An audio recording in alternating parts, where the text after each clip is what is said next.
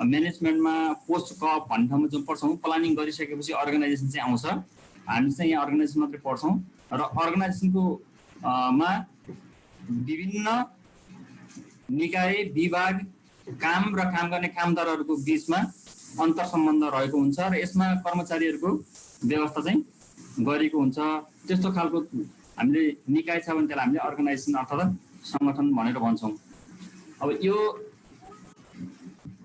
अर्गनाइजेसनको कुरा गर्दा स्वास्थ्यसँग विशेष रहेर कुरा गर्नुपर्ने हुन्छ, जसमा जब प्रथम विश्वयुद्ध र द्वितीय विश्वयुद्ध भयो, प्रथम विश्वयुद्ध र द्वितीय विश्वयुद्ध पश्चात नेपाल लगायत विश्वका सबै देशहरूले एउटा के अनुभूति गरे भने स्वास्थ्यको अवस्था एकदमै भयावह छ र यो अवस्थालाई नियन्त्रणमा गर्नको लागि वर्ल्ड वाइड रूपमा ग्लोबल्ली एउटा संस्थाको चाहिँ आवश्यक छ। 1948 अप्रिल 7 को दिन विधिवत रूपमा स्थापना गरियो।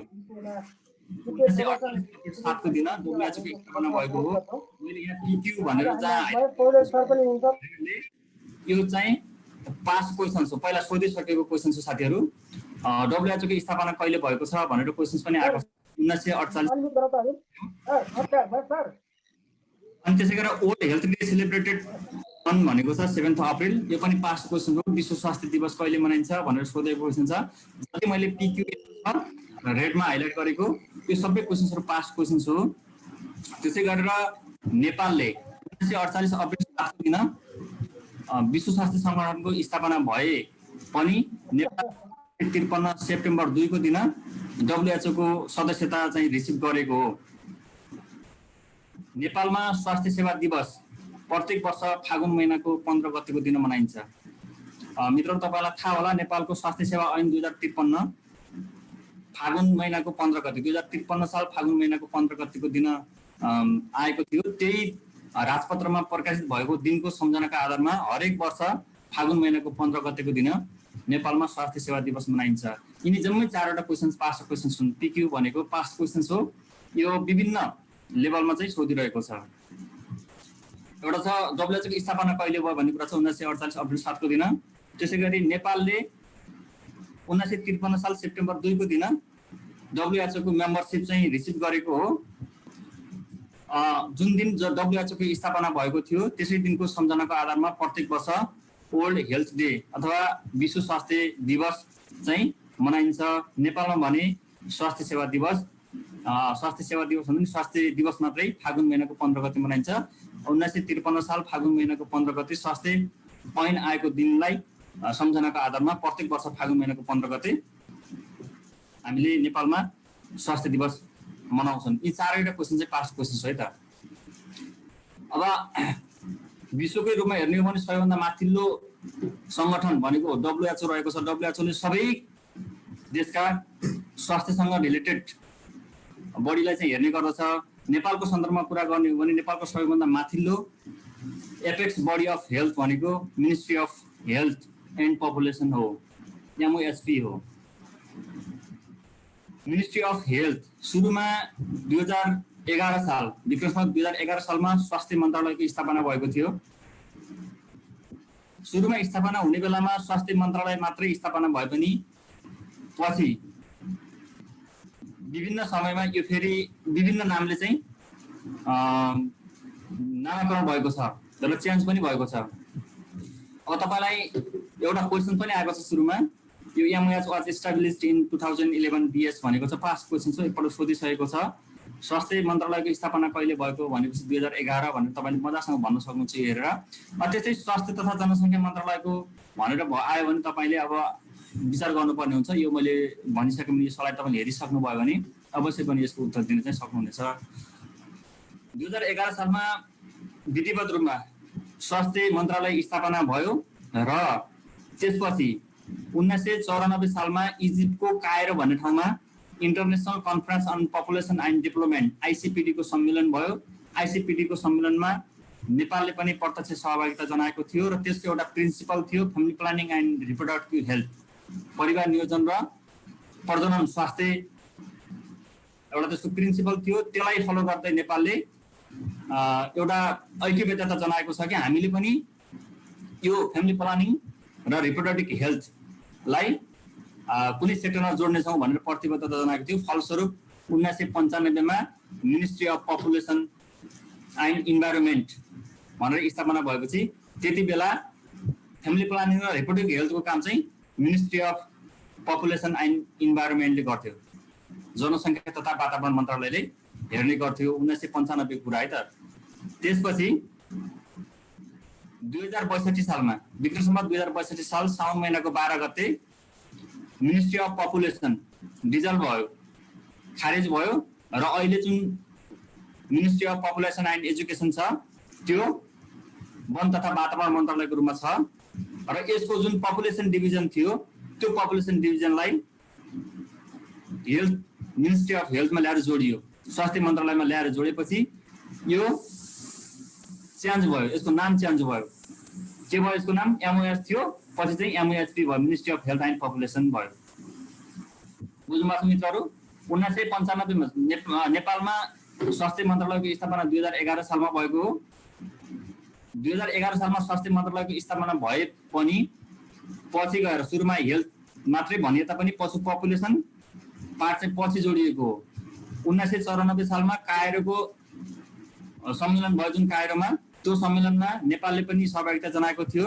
आइसिपिडीमा आइसिपिडी सम्मेलनमा एउटा प्रिन्सिपल थियो family planning and reproductive health, त्यसलाई सबै देशहरूले ऐक्यबद्धता गर्नुपर्ने थियो, त्यसलाई फलो गर्नुपर्ने थियो। फलस्वरूप नेपालले पनि के गर्यो त त्यसमा ऐक्यबद्धता जनायो र त्यसलाई पछाउँदै गयो र 1995 मा ministry of population and environment भनेर एउटा चाहिँ मन्त्रालय खडा गरियो। त्यसमा पपुलेसन पार्ट चाहिँ त्यति बेला वातावरण मन्त्रालयसँगै थियो। 2062 सालमा पछि त्यो वातावरण मन्त्रालय डिजल्भ भएर त्यहाँ रहेको पपुलेसन पार्ट चाहिँ हेल्थमा ल्याएर जोडियो र एमओएचपी बनाइयो, ministry of health and population बनाइयो। त्यसै गरी 2072 साल 9 महिना 9 गते 2072 साल पुस महिनाको 9 गते फेरि पपुलेसन पार्ट हेल्थबाट झिकेर यसलाई स्वास्थ्य मन्त्रालय मात्रै बनाइयो। त्यसै गरी फेरि 2074 साल 11 महिना 11 गते अर्थात् 2074 साल फागुन महिनाको 11 गते बसेको मन्त्री परिषदको निर्णयले एमओएचलाई पहिलाकै बनाउने अर्थात् पपुलेसन पार्टलाई पनि यो हेल्थसँग जोड्नुपर्छ भनेर एमओएचपी नामाकरण गर्यो र अहिलेसम्म मिनिस्ट्री अफ हेल्थ एन्ड पपुलेसनको रूपमा रहेको छ, स्वास्थ्य तथा जनसङ्ख्या मन्त्रालयको रूपमा रहेको छ। तपाईँलाई यो धेरै बुझ्न गाह्रो हुन्छ भने सजिलोसँग बुझ्नको लागि मैले यहाँ बनाइदिएको छु। MOH was established in ministry of health, स्वास्थ्य मन्त्रालयको स्थापना 2011 सालमा भएको थियो। फेरि एमओएचपी 2062 साल साउन महिनाको 12 गते भयो। फेरि यसको नामाकरण यसको पपुलेसन पार्ट झिकिएर एमओएच मात्रै बनाइयो, स्वास्थ्य मन्त्रालय मात्रै बनाइयो 2072 साल पुस महिनाको 9 गते र पछि गएर 2074 साल फागुन महिनाको 11 गतेको दिन फेरि यसमा पपुलेसन पार्ट ल्याएर जोडेर एमओएचपी बनाएको छ र अहिले नेपालमा स्वास्थ्य तथा जनसङ्ख्या मन्त्रालय भनेर हेल्थ सिस्टमले काम गरिरहेको छ। त्यो चाहिँ हो मिनिस्ट्री अफ हेल्थ भनेको एपेक्स, नेपालको हेल्थ केयर सिस्टमको एपेक्स हो भनेर मैले भनिसकेँ होइन। अब यो हामीले नेपालमा भएका अर्गनाइजेसनको कुरा गर्दा सबैभन्दा माथि टपमा त एमओएचपी नै छ। एमओएचपी भन्दा मुनि 3वटा डिपार्टमेन्ट्सहरू रहेका छन्। एउटा छ department of Ayurveda and alternative medicine, Ayurveda तथा वैकल्पिक चिकित्सा विभाग भनेर रहेको छ। यसको बारेमा मैले अलि पछि छलफल गर्नु छ। यसको स्थापना 2038 सालमा भएको। हामीले एक एक यी सबैको बारेमा चर्चा गर्नेछौँ पछाडितिर पछिल्लो स्लाइडमा। अर्को छ department of health service DHS, department of health service, यसको स्थापना 1990 मा भएको हो।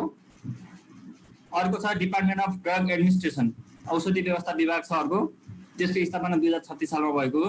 यी 3वटै क्वेसन चाहिँ तपाईँलाई सोधेको छ। यो आयुर्वेदतिर चाहिँ सोधेको छ डिपार्टमेन्ट अफ आयुर्वेदको कुरा, तर डिएचएसको स्थापना कहिले भयो, डिपार्टमेन्ट अफ ड्रग एडमिनिस्ट्रेसनको स्थापना कहिले भयो भन्ने कुरा दुईटै तपाईँहरूलाई योभन्दा पहिलेको लोकसेवाको परीक्षामा सोधिसकेको छ। यो चाहिँ ख्याल गर्नु होला। अब एमओएचपीसँग 5वटा डिभिजन छन्। अहिलेको नयाँ रिस्ट्रक्चर्ड अर्गानोग्राम अनुसार, अहिलेको पछिल्लो परिवर्तित अर्गानोग्राम अनुसार अहिले स्वास्थ्य तथा जनसङ्ख्या मन्त्रालयसँग 5वटा डिभिजन्सहरू रहेका छन्। के डिभिजन छन् भन्दा policy planning and monitoring division, नीति योजना तथा अनुगमन महाशाखा छ। त्यस्तै अर्को हेल्थ कोअर्डिनेसन डिभिजन स्वास्थ्य समन्वय महाशाखा छ। अर्को quality assurance and regulation division गुणस्तर मापदण्ड तथा नियमन महाशाखा रहेको छ। अर्को जनसङ्ख्या व्यवस्थापन सूचना महाशाखा population management and information division रहेको छ। त्यस्तै अर्को एडमिनिस्ट्रेटिभ डिभिजन प्रशासन महाशाखा गरेर अहिले मिनिस्ट्री अफ हेल्थसँग यो नचुकिनु होला। एकछिन पछाडि मैले फेरि डियुएचएस को भन्छु, डियुएचएस को भनेको बेला कन्फ्युजन भएर एमएएसपी को भनेको बेलामा डियुएचएस को चाहिँ नसम्झिनु होला। संयोगवश अहिले दुवै ठाउँमा के छ त 5-5 वटा के छन् त डिभिजनहरू रहेका छन्। यहाँ डियुएचएस मा पनि एमएएसपी मा पनि। एमएएसपी अन्तर्गत 3 वटा डिभिजन छन् जसमध्येमा मैले कुरा गरिसकेँ अघि भने एउटा आयुर्वेद तथा वैकल्पिक चिकित्सा विभाग छ, अर्को स्वास्थ्य सेवा विभाग छ, अर्को औषधि व्यवस्था विभाग छ। त्यो विभाग 3 वटा व्यवस्था विभागको कुरा पछि अब यो चाहिँ एमएएसपी सँग रहेका डिभिजन्सको कुरा हो है त। डिभिजन कतिवटा छन्? 5 वटा छन्। यसको बारेमा मैले के गरी पछि भन्नेछु। यो तपाईले थाहै पाउनुपर्छ एमएएसपी सँग 5 वटा डिभिजन छन्। त्यस्तै डियुएचएस सँग पनि 5 वटै डिभिजन रहेका छन्। डिभिजन भनेपछि महाशाखा भनेर बुझ्नुपर्छ। डिपार्टमेन्ट भनेपछि विभाग वर्ड चाहिँ थाहा पाउनु होला। डिपार्टमेन्ट भनेको विभाग हो। एमएएसपी भन्दा सिधै तलतिरपट्टि हुन्छ र त्यो भन्दा तल विभिन्न विभाग भन्दा तल पनि के हुन्छन् डिभिजनहरू रहेका हुन्छन् भन्ने कुरा चाहिँ तपाईले ख्याल गर्नु होला। यो हो अहिलेको नयाँ परिवर्तित अर्गानोग्राम मिनिस्ट्री अफ हेल्थ एन्ड पपुलेसनको स्वास्थ्य तथा जनसङ्ख्या मन्त्रालयको परिवर्तित अर्गानोग्राम। यो तपाईले थाहा पाइसक्नु भएको छ, पढि पनि सक्नु भएको छ र यो एनुअल रिपोर्ट डियुएचएस को एनुअल रिपोर्टमा पनि यो छ। त्यहाँ गएर तपाईले हेर्न सक्नुहुन्छ विभिन्न बुकहरुमा पनि यो छ र त्यसका अलावा तपाईहरुलाई मैले यो मेरो फेसबुक पेजमा पनि राखिदिएको छु। यो क्लास सकेपछि यहाँबाट पनि हेर्न सक्नुहुन्छ। यो कुरा चाहिँ तपाईले थाहा पाउनुपर्छ। सबैभन्दा माथि यहाँ ministry of health and population छ। त्यो भन्दा तल 3 वटा विभाग तलपट्टि चाहिँ यहाँ बिचबाट तानेर ल्याएको छ। तलपट्टि department of drug administration, department of health services, department of Ayurveda, यी 3 वटा डिपार्टमेन्ट रहेको छन् भने यो सँगसँगै यसको यतापट्टिबाट हेर्नुभएको छ health emergency and disaster management unit भनेर एउटा छुट्टै इकाइ पनि रहेको छ। यो कुरा चाहिँ ख्याल गर्नु होला।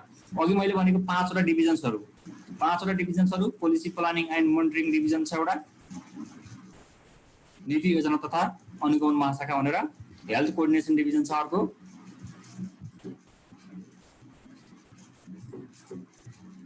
अर्को, quality assurance and regulation division, population management division र एडमिनिस्ट्रेटिभ डिभिजन गरेर जम्मा 5 वटा डिभिजन्स रहेको छन्।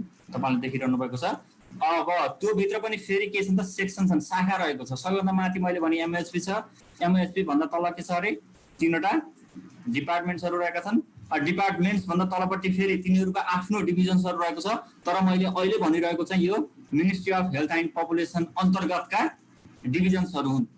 5 वटा डिभिजन छन् मैले भने। Policy planning and monitoring division भित्र फेरि अरु सेक्सनहरु रहेका छन्, शाखाहरु रहेका छन्। त्यो भित्र फेरि policy planning and monitoring division भित्र पोलिसी एन्ड प्लानिङ सेक्सन छ। त्यही अन्तर्गत अर्को मोनिटरिङ एन्ड इभ्यालुएसन सेक्सन छ। अर्को curative service education and research section, Ayurveda and alternative medicine section भनेर यो policy planning and monitoring division भित्र 4 वटा चाहिँ के छन् त सेक्सन्सहरु शाखाहरु चाहिँ रहेका छन्। त्यस्तै अर्को हेल्थ कोअर्डिनेसन डिभिजन स्वास्थ्य समन्वय शाखा महाशाखा डिभिजनलाई महाशाखा भन्छ मित्रहरु। यो शाखा भित्र स्वास्थ्य समन्वय महाशाखा भित्र फेरि 4 वटा अरु शाखाहरु रहेका छन्। महाशाखा भित्र 4 वटा अरु शाखाहरु रहेका छन्। Provincial and local health coordination section, multi sectoral coordination section, development support coordination section र पब्लिक कोअर्डिनेसन इन्फर्मेसन सेक्सन गरेर 4 वटा अरु के छ शाखाहरु रहेका छन्। महाशाखा भित्र हेल्थ कोअर्डिनेसन डिभिजन भित्रको शाखाहरु। त्यस्तै अर्को यतातिर छ quality assurance and regulation division. त्यो भित्र 2टा मात्रै शाखाहरु रहेका छन्, quality standard and regulation section र अर्को information communication and technology section गरेर 2टा चाहिँ शाखा रहेका छन्। र पपुलेसन म्यानेजमेन्ट डिभिजन भित्र पनि 2टै शाखाहरु रहेका छन्।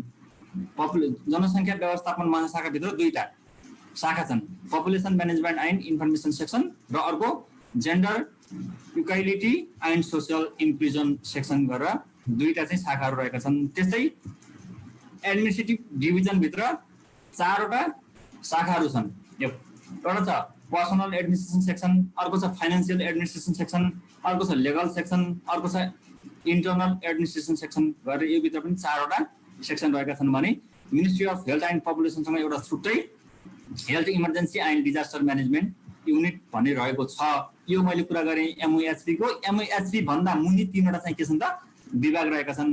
यो स्टामर्स, अनमी र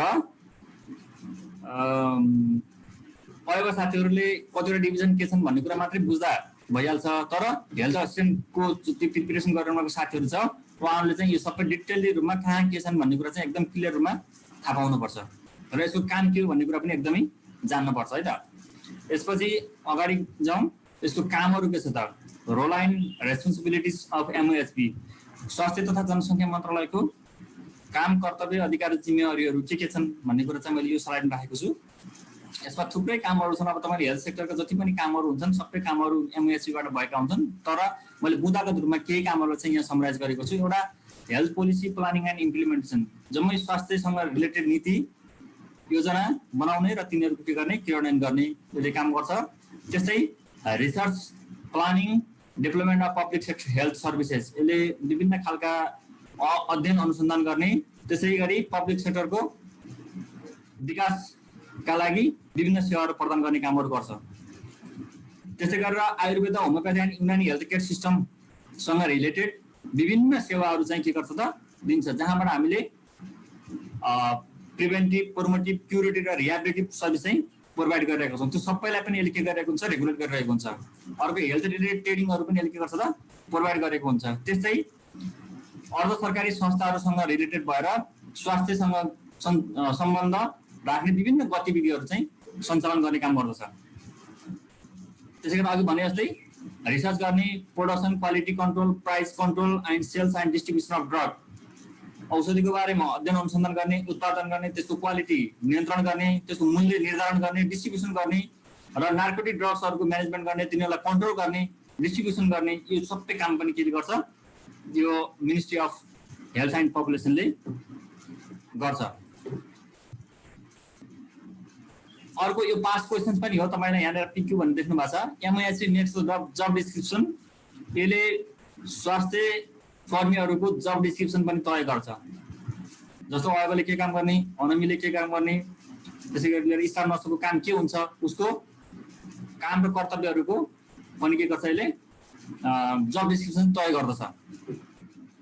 contact with international health organisation, यसले अन्तर्राष्ट्रिय स्वास्थ्यसँग सम्बन्धित विभिन्न अर्गनाइजेसनसँग कन्ट्याक्ट गरेर विभिन्न खालका इन्टरनेसनल, अन्तर्राष्ट्रिय, प्रादेशिक पनि हुनसक्छ, क्षेत्रीय पनि हुनसक्छ, वर्कसपहरू, सेमिनार्स, कन्फरेन्स, मिटिङ गराउने काम पनि गर्ने गर्दछ। यसले विभिन्न खालका कन्फरेन्स, वर्कसप, सेमिनार्स पनि होस्टिङ गर्दछ। त्यस्तै परिवार नियोजन र MCH सेवा प्रोभाइड गर्न चाहिँ यसले के गर्छ? सहयोग गरिरहेको छ र त्योसँग रिलेटेड आवश्यक प्रोटोकल्सहरू, गाइडलाइन्सहरू चाहिँ यसले के गर्छ? तय गर्दछ। स्ट्यान्डर्डहरू, म्यानुअलहरू यसले बनाउँदछ। अर्को इन्भाइरोमेन्टल हेल्थ प्रोग्राम, हेल्थ सेक्टरमा इन्भाइरोमेन्टल एउटा अभिन्न अङ्गको रूपमा रहेको छ। इन्भाइरोमेन्टल हेल्थ यो प्राइमेरी हेल्थ केयरको एउटा इलिमेन्ट्स पनि हो। तपाईँलाई थाहा छ इन्भाइरोमेन्टल हेल्थ हो, त्यो कुरासँग रिलेटेड जम्मै एक्टिभिटी यसले कन्डक्ट गर्छ। अर्को हेल्थ एन्ड न्युट्रिसन एजुकेसन, स्वास्थ्यसँग रिलेटेड न्युट्रिसन एजुकेसन पनि यसले प्रोभाइड गर्छ।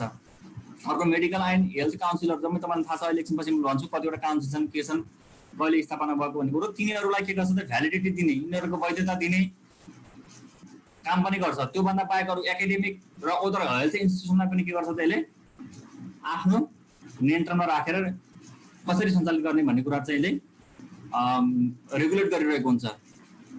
मेडिकल र हेल्थ काउन्सिलहरू चाहिँ के गर्छ त नियन्त्रण गर्ने र तिनीहरूलाई सञ्चालन गर्ने, तिनीहरूलाई वैधता दिने, सञ्चालन अनुमति दिने, यस्तो काम चाहिँ तिनीहरूको अनुगमन गर्ने, नियन्त्रण गर्ने काम चाहिँ गरिरहेको हुन्छ।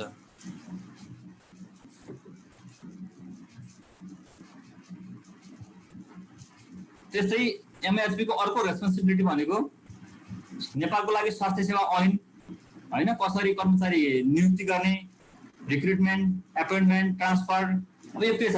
कर्मचारीको के त नियुक्ति गर्ने, सरुवा गर्ने, बढुवा गर्ने, उनीहरूलाई विभागीय कारबाही गर्ने हैन, अरू के छन् स्वास्थ्यसँग रिलेटेड एक्टिभिटिजहरू, त्यो कुरालाई चाहिँ एउटा ऐन बनाएर कार्यान्वयन गर्ने काम पनि गर्दछ।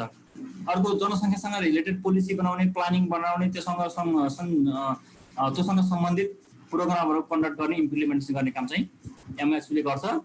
त्यस्तै अरू यसको कामहरू थुप्रै छन्। हामीले एक एक गरी बुदागत रूपमा छोटकरीमा भन्दाखेरि चाहिँ यस्तो आएको population studies and research survey, जनसङ्ख्यासँग सम्बन्धित विभिन्न खालका रिसर्चहरू गर्ने, त्योसँग सर्वेक्षण, त्योसँग सर्वेक्षण गर्ने, ट्रेडिङहरू प्रोभाइड गर्ने, नेसनल इन्टरनेसनल अघि भने जस्तै रिजनल प्रोभिन्सियल लोकल सेमिनार्सहरूको लागि के गर्ने त आवश्यक व्यवस्था गरिदिने काम पनि के गर्छ त यो एमएसपीले चाहिँ महत्त्वपूर्ण भूमिका खेलेको हुन्छ।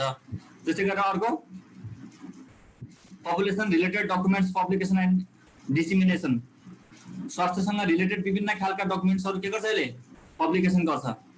जस्तो तपाईँलाई थाहा छ विभिन्न खालका प्रोटोकल, गाइडलाइन्स, म्यानुअल, स्ट्यान्डर्ड्सहरू चाहिँ यसले बनाउने काम पनि गर्छ। त्यसै गरी यसले माइग्रेसन पोलिसी, बसाइसराईसँग रिलेटेड नीति, त्यसको प्लानिङ, त्यो कार्यक्रमको इम्प्लिमेन्टेसन इभ्यालुएसन गर्ने काम पनि यसले के गरेको छ। त्यस्तै अर्को रेगुलरली रूपमा अथवा पिरियडिकल रूपमा रिभ्यू गर्ने, मोनिटरिङ गर्ने जति पनि हामीले विभिन्न खालका समीक्षाहरू गरिरहेका हुन्छौँ। अर्धवार्षिक समीक्षा हुनसक्छ, त्यसै गरी चौमासी समीक्षा हुनसक्छ, वार्षिक समीक्षाहरू हुनसक्छ। त्यसको चाहिँ हामीले के गर्छौँ रिभ्यू गर्छौँ र त्योबाट हाम्रो चाहिँ के भइरहेको छ, प्रगति के भइरहेको छ भन्ने कुरा पनि यसले मोनिटरिङ गरिरहेको हुन्छ। अर्को पपुलेसन रिलेटेड म्यान पावरहरू प्रोडक्सन गर्ने काम गर्छ। जनसङ्ख्यासँग रिलेटेड म्यान पावर दक्ष जनशक्तिहरू निर्माण गर्ने काम पनि के गरेको छ गरिरहेको छ। यी कामहरू चाहिँ मैले समग्रमा तपाईँहरूलाई एकदमै यसबाट पास्ट क्वेसन्स भनेको जब डिस्क्रिप्सन कसले बनाउँछ भन्ने थियो सबैको नजोकिने होला, चाहे त्यो फार्मेसीको होस्, चाहे त्यो रेडियोग्राफरको, अनमी, अयब, एचएस जुनसुकै फ्याकल्टीको हो भने स्वास्थ्य कर्मीहरूको अथवा चिकित्सकहरूको जब डिस्क्रिप्सन भनेको एमएसपीले निर्धारण गर्दछ। अघि भने जस्तै हेल्थ रिलेटेड काउन्सिल र तिनीहरूको स्थापना डेट चाहिँ यो स्लाइडमा छ। एमएसपीको कामभित्रै एउटा अघि मैले भनेको थिएँ विभिन्न खालका एकाडेमिक इन्स्टिट्युसनहरूलाई भ्यालिडिटी दिने, उनीहरूलाई वैधता दिने काम चाहिँ गर्छ र विभिन्न खालका यी काउन्सिलहरू छन्, मेडिकल काउन्सिल अथवा हेल्थ रिलेटेड काउन्सिलहरू, तिनीहरूलाई रेगुलेट गर्ने काम पनि यसले गरिरहेको हुन्छ। जस अनुरूप हाम्रो नेपालमा 6वटा चाहिँ अहिले हेल्थ रिलेटेड काउन्सिलहरू रहेका छन्। एउटा छ नेपाल मेडिकल काउन्सिल एनएमसी, जसको स्थापना 2020 सालमा भएको हो। अर्को छ Nepal Ayurveda medical council NMC भन्छौँ जसलाई, त्यो 2045 साल कार्तिक महिनाको 28 गते स्थापना भएको हो। Nepal health research council NHRC छ, त्यो 2048 साल वैशाख महिनाको 6 गते स्थापना भएको। यो पास्ट क्वेसन हो, विगतमा सोधिसकेको छ। नर्सिङ काउन्सिल 2053 सालमा स्थापना भएको नर्सिङ काउन्सिल। त्यसै गरी अर्को छ NHPC Nepal health professional council छ, 2054 साल 2 महिना 21 गते स्थापना भएको। यो अन्तर्गत हामी अब विशेष गरी अयब हामीले आजको क्लासमा कुरा गर्दाखेरि एचए र अयबहरू चाहिँ यहाँ चाहिँ के हुन्छ रजिस्टर्ड हुन्छन्, यहाँ चाहिँ दर्ता हुन्छन् र नर्सिङ काउन्सिलमा चाहिँ अनमी र स्टाफ नर्सहरू दर्ता हुन्छन्। आजको सन्दर्भमा अहिलेको कुरा गर्दाखेरि तपाईँले हेर्नु भएको छ नि होइन, यसमा चाहिँ नर्सिङ काउन्सिलमा को दर्ता हुनुपर्छ, नर्सिङ स्टाफहरू, र नेपाल हेल्थ प्रोफेसन काउन्सिलमा हामी पारामेडिक्सहरू, जनस्वास्थ्य कर्मीहरू चाहिँ यतातिर दर्ता हुन्छन्। त्यसै डाक्टरहरू मेडिकल काउन्सिलमा दर्ता हुन्छन् भने नेपाल आयुर्वेदिक मेडिकल काउन्सिलमा आयुर्वेदतिरको स्वास्थ्य कर्मीहरू चाहिँ उतातिर दर्ता हुन्छन्। र कुनै पनि रिसर्च गर्नु पर्यो भने हामी सबैभन्दा पहिला एनएचआरसी नेपाल हेल्थ रिसर्च काउन्सिलबाट अनुमति लिनुपर्छ, त्यसपछि मात्रै हामीले के गर्न पाउँछौँ, रिसर्च गर्न पाउँछौँ। हो त्यहाँ पहिला दर्ता भएर, त्यो काउन्सिलमा दर्ता भएर मात्रै हामीले आफ्नो काम चाहिँ सुरु गर्नुपर्छ। र हामी जति पनि स्वास्थ्य कर्मी छौँ हामी सबैले आफ्नो लाइसेन्स भन्छौँ नि हामीले होइन, हो त्यो चाहिँ हामीले दर्ता गरेर राख्नुपर्छ, एकदम अप टु डेट राख्नुपर्छ। यो हाम्रो एथिक्स पनि हो, एकदम हामीले गर्नै पर्छ। यदि तपाईँले अहिले गर्नुभएको छैन भने गर्नु होला, तपाईँको एक्सपायर भएको छ भने अपडेट गरेर राख्नु होला। लोकसेवाको पनि फर्म गर्नुभन्दा पहिला त्यो चाहिन्छ। तपाईँको एक्सपायर भएको छ भने लोकसेवाले पनि एक्सेप्ट गर्दैन। अर्को छ फार्मेसी काउन्सिल। फार्मेसी काउन्सिल 2058 सालमा स्थापना भएको। यहाँ चाहिँ फार्मेसीतिरको साथीहरू चाहिँ के हुन्छ रजिस्टर हुनुहुन्छ। ल नेपालमा कतिवटा काउन्सिल छन् भने चाहिँ भन्न सक्नुहुन्छ, 6वटा काउन्सिल छन्। यिनीहरूको डेट कहिले हो भनेको मैले भनेको छु। त्यसबाट 3वटा क्वेसन चाहिँ पहिला आइसकेको छ। एउटा एनएचआरसीको स्थापना कहिले भएको, अर्को एनएचपिसीको स्थापना कहिले भएको र अर्को फार्मेसी काउन्सिलको स्थापना कहिले भएको भन्ने कुरा, यो 3वटा पास्ट क्वेसन हो।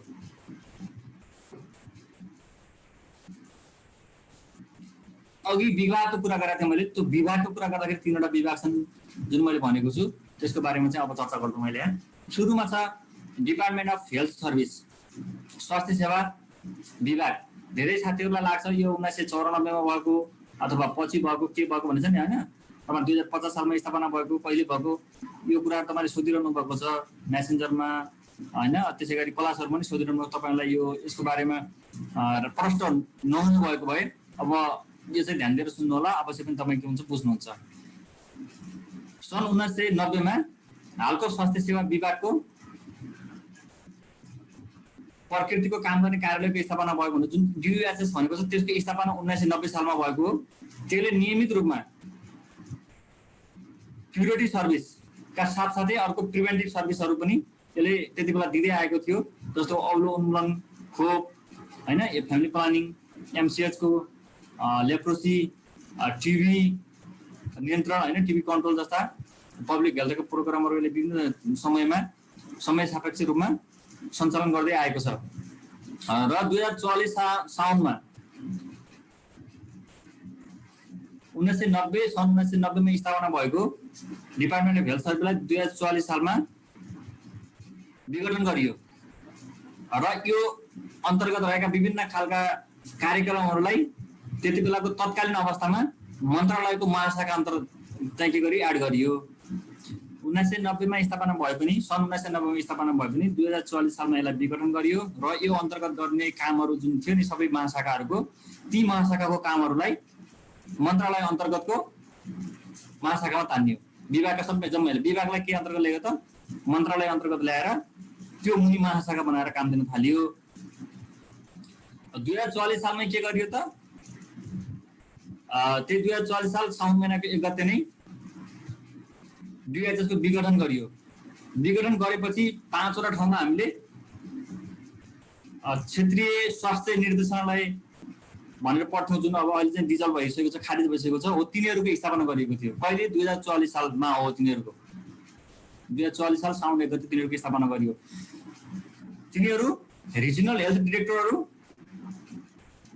स्थापना गरिएको दिन यो चाहिँ खारेज गरियो र स्वास्थ्य सेवा विभागमा भएका अरू जुन कार्यक्रम हेर्ने, जुन चाहिँ मातृ सेवाको छ, कुष्ठ क्षयरोगको छ, खोप, परिवार नियोजन, यी यावत कार्यक्रमलाई हेर्ने विभिन्न खालका त्यहाँ रहेका कार्यक्रमहरूलाई यता महाशाखाको रूपमा ल्याएर MOHबाट काम गर्न चाहिँ सुरु गरियो। पछि फेरि के भयो भन्दा 2050 सालको दिन यसरी चाहिँ हुँदो रहेछ।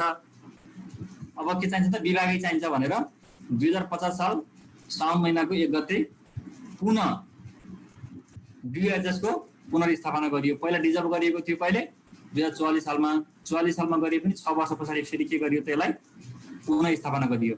र सँगसँगै 2044 साल साउन महिनाको 1 गते स्थापना भएका क्षेत्रीय स्वास्थ्य निर्देशनहरू पछिसम्म पनि अहिले अब अघिल्लो वर्षसम्म निरन्तर रूपमा के थिए त काम गर्दै आइरहेका थिए। यो चाहिँ बुझ्नु होला है त। ल अब यहाँबाट क्वेसन सोधेको छ डिपार्टमेन्ट अफ हेल्थ सर्भिसको स्थापना कहिले भयो, अर्को रिजनल हेल्थ डिरेक्टोरेटको स्थापना कहिले भयो भन्ने क्वेसन चाहिँ आएको छ।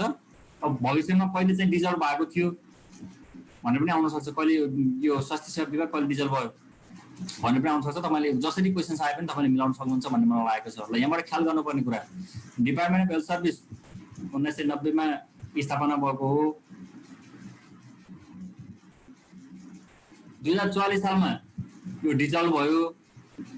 त्यति बेलाको डिसेन्ट्रलाइजेसन पोलिसी थियो त्यति बेला। अब हाम्रो यो केन्द्रीकृत अधिकारलाई के गर्नु पर्यो, पेरिफेरीसम्म पुर्याउनु पर्यो भनेर जुन डिसेन्ट्रल पोलिसी आएको थियो, विकेन्द्रीकरणको नीति, त्यो अनुसार 2044 साल 4 महिना 1 गते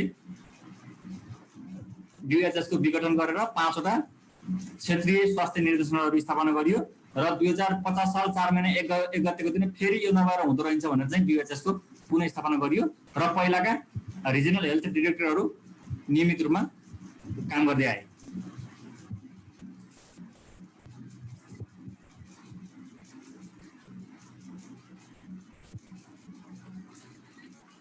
अर्को चाहिँ नेपाल सरकार यो फङ्सन अफ DOHS को फङ्सन्सहरू के हो भन्ने कुरा चाहिँ यहाँ मैले राखेको छु तपाईँलाई स्लाइडमा। 6-7 फङ्सन्सहरू छन्। एउटा छ 2064 साल जेठ महिनाको 11 गतेको दिन नेपाल सरकार मन्त्री परिषदको जुन बैठक बस्यो र त्यसले स्वास्थ्य सेवा विभागको कामहरू यो हुने भनेर तोकिदिएको छ, जुन काम चाहिँ यस प्रकार छन्। एउटा त स्वास्थ्य तथा जनसङ्ख्या मन्त्रालय स्वास्थ्य सेवा सम्बन्धी नीति निर्माण गर्नमा प्राविधिक परामर्श दिने भन्ने छ। एमएचपीलाई पोलिसी मेकिङमा सहयोग गर्ने, त्यसको लागि टेक्निकल काउन्सिलिङको कुरा भयो, अरू निर्णय गर्न, त्यसलाई इम्प्लिमेन्टेसन गर्न, प्लानिङ गर्न चाहिँ सहयोग गर्ने।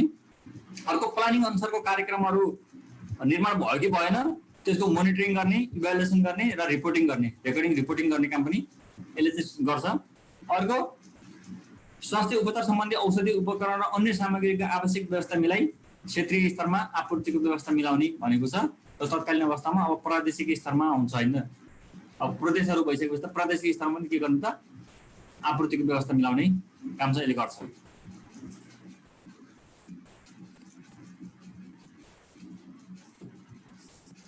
त्यस्तै अर्को छ महामारी तथा प्राकृतिक दुर्घटनाबाट उत्पन्न हुने स्वास्थ्य सम्बन्धी समस्याहरू यथासम्म समाधानका लागि व्यवस्था मिलाउने, विभिन्न खालका डिजास्टर म्यानेजमेन्टहरूबाट बच्नको लागि प्लानिङ गर्ने र तिनीहरूलाई यथोचित समाधान गर्ने, विभिन्न एक्सिडेन्टहरूबाट हुन सक्ने घटनाहरू जुन छन् त्यसलाई चाहिँ समाधानको लागि व्यवस्था मिलाउने काम गर्छ। अर्को स्वास्थ्य सम्बन्धी जनस्वास्थ्यका विविध पक्षहरू, फ्यामिली वेलफेयरको कुरा आउँछ, child health, infectious disease control, malnutrition control, HIV AIDS तथा यौन रोग नियन्त्रण आदि कार्यक्रमहरूमा के गर्ने त सहयोग जुटाउने। त्यसै गरेर एचएमएस जुन प्रणाली छ त्यसलाई के गर्ने अपडेट गरिराख्ने र त्यसै अनुसारको कामहरू चाहिँ गर्ने भन्ने कुरा यो युएचएसले गर्छ। त्यस्तै यो अन्तर्गतका निकायले प्रदान गर्ने सेवाको गुणस्तरको निर्देशन तथा अनुगमन निरन्तर रूपमा यसले आफूभन्दा मुनि रहेका तल्लो तहका विभिन्न संस्थाहरूको गतिविधिहरू के छ, दिएको सेवा प्रदाय कस्तो छ, गुणस्तरको छ कि छैन भनेर के गर्छ मोनिटरिङ गर्ने काम चाहिँ यसले गरिरहेको हुन्छ, सुपरभिजन गर्ने काम चाहिँ गर्छ। उपरोक्त कार्यक्रमहरू सम्पादन गर्न आवश्यक जनशक्तिको प्रबन्ध र आर्थिक निकास र खर्च सम्बन्धी व्यवस्था गर्ने। मैले अघि भनेकै माथिका जुन 7वटा मुद्दाहरू छन् यी कार्यक्रमहरू गर्नको लागि आवश्यक बजेट छुट्याउने, त्यसको लागि म्यान पावरको व्यवस्था गर्ने, त्यसै गरी अब चाहिने फाइनेन्सियल म्यानेजमेन्ट गर्ने चाहिँ यसले कामहरू गर्दछ। यी कामहरू चाहिँ स्वास्थ्य सेवा विभागको काम हो। बुझ्नुभयो होला, मन्त्रालयको काम र विभागको काम बिल्कुल फरक छ है त।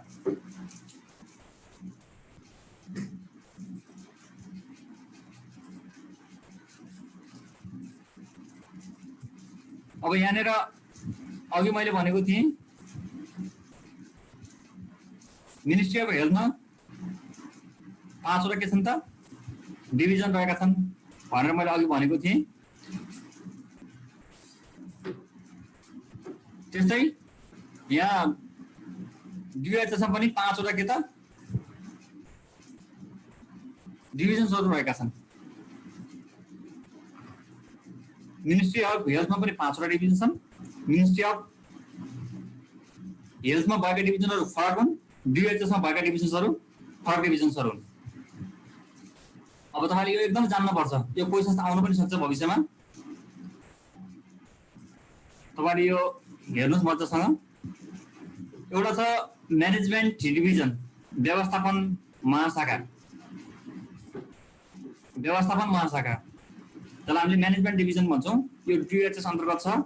यसको काम हेल्थ इन्फर्मेसनको म्यानेजमेन्ट, हामीले जुन एसएमएसको कुरा गर्छौँ त्यो एसएमएसको काम यसले हेर्छ। त्यसै गरी इन्फ्रास्ट्रक्चर, यसले समग्र रूपमा भौतिक व्यवस्थापनको डेभलपमेन्ट गर्ने काम गर्छ। इन्भाइरोमेन्ट हेल्थ र लोजिस्टिक म्यानेजमेन्टको काम चाहिँ गर्छ। मैले यहाँनिर यहाँ भएको इरोर यो जुन अघि स्क्रिनमा देखेको त्यो हटाउन लाग्दाखेरि यताउता भयो। अर्को छ फ्यामिली वेलफेयर डिभिजन, परिवार कल्याण महाशाखा भन्ने रहेको छ। यसमा चाहिँ खोप, CBIMCI, newborn care, reproductive health, safe motherhood, neonatal health, family प्लानिङको कुरा चाहिँ परिवार कल्याण महाशाखा, पहिलेको पिएचसिआरडी भन्ने थियो नि त्यसले चाहिँ अहिले के गर्छ, यसले हेर्छ। एफडब्ल्युडी फ्यामिली वेलफेयर डिभिजनले हेर्छ। अर्को चाहिँ EDCD epidemiology and disease control division छ, जसलाई हामीले महामारी तथा रोग नियन्त्रण महाशाखा भन्छौँ। यसले विभिन्न खालका महामारीको आउटब्रेक म्यानेजमेन्ट गर्ने, इपिडेमिक्सको कन्ट्रोल गर्ने, पेन्डेमिक इपिडेमिक डिजिजहरूलाई कन्ट्रोल गर्ने, त्यसको इन्भेस्टिगेसन गर्ने, म्यानेजमेन्ट गर्ने। अर्को हेल्थले गरिएका सरुवा रोगहरू छन् जुन नेग्लेक्टेड ट्रपिकल डिजिजहरू, संक्रामक सरुवा रोगहरू हो, तिनीहरूको व्यवस्थापन गर्ने, भेक्टर बोर्न डिजिजहरूको कन्ट्रोल गर्ने, जुनोटिक अरू जनावरबाट सर्ने रोगहरू तिनीहरूको के गर्ने, उपचार तथा नियन्त्रण गर्ने, मेन्टल हेल्थसँग रिलेटेड एक्टिभिटिजहरू, leprosy control, disability prevention, surveillance, EWR तपाईँले सुन्नुभएको छ, early warning and reporting system. यो जम्मै काम EDCD ले गर्छ। पहिला VVDRTC vector borne research training centre भनेर छुट्टै थियो, त्यसले भेक्टर बर्न डिजिजको छुट्टै कार्यक्रमहरू हेर्थ्यो, भेक्टर बर्न डिजिज। तर अहिले के छ त, त्यो भेक्टर बर्न डिजिज कता आइसक्यो, यो EDCD मा आइपुग्यो है त, मर्ज भएर यता आएको छ है त, एपिडेमियोलोजी एन्ड डिजिज कन्ट्रोल डिभिजनमा आएको छ। को साथीले बीचमा यो टिक लगाउने यहाँ हाइलाइट गर्ने गर्नुभएको छ, यसले गर्दाखेरि मलाई डिस्टर्ब भएको छ, प्लिज नगरिदिनु है त। अर्को यसमा क्युरेटिभ सर्भिस डिभिजन छ,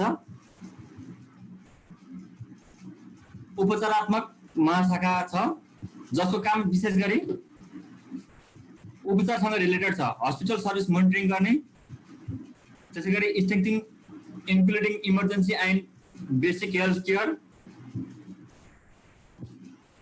ENT इयर नोज थ्रोट को उपचार, त्यसैगरी आँखा र मुख स्वास्थ्यसँग रिलेटेड कार्यहरू चाहिँ यो उपचारात्मक महाशाखा क्युरेटिभ सर्भिस डिभिजनले गर्दछ।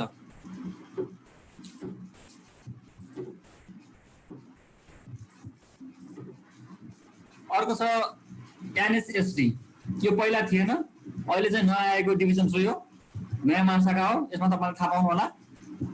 Nursing and social security division NSSD, nursing तथा सामाजिक सुरक्षा महाशाखा। यसले नर्सिङको प्रोफेसनल क्यापेसिटी बिल्डिङमा सहयोग गर्दछ। त्यसैगरी सोसल सेक्युरिटी,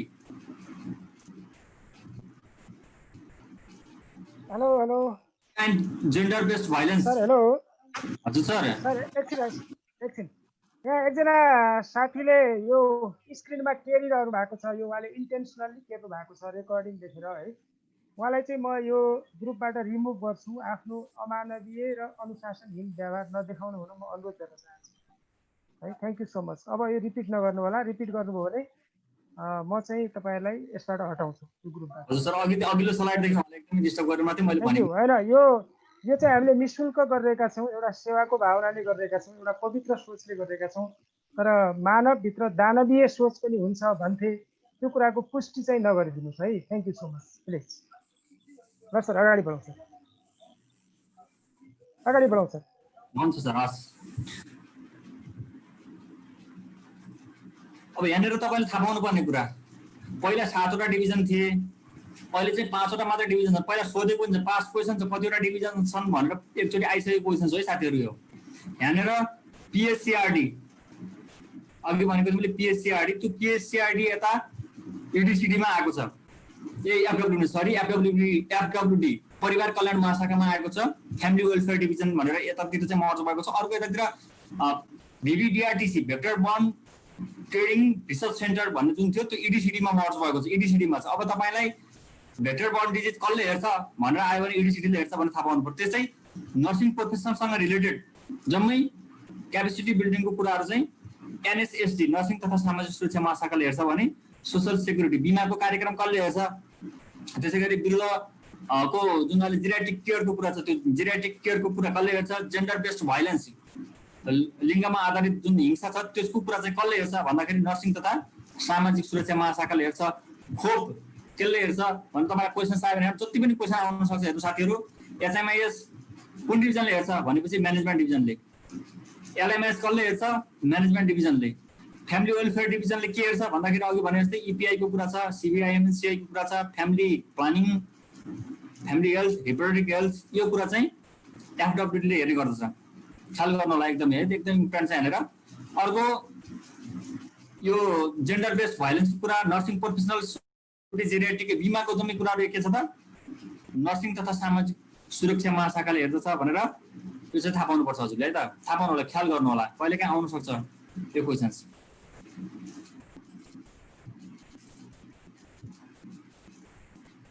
यो DHS को अर्गानोग्राम हो, DOHS मा अघि मैले भने जस्तै MOHP मा जस्तै यसमा पनि 5 वटा महाशाखाहरू रहेका छन्, तर MOHP को महाशाखाहरू होइनन्, यिनीहरू DOHS को महाशाखाहरू हुन्।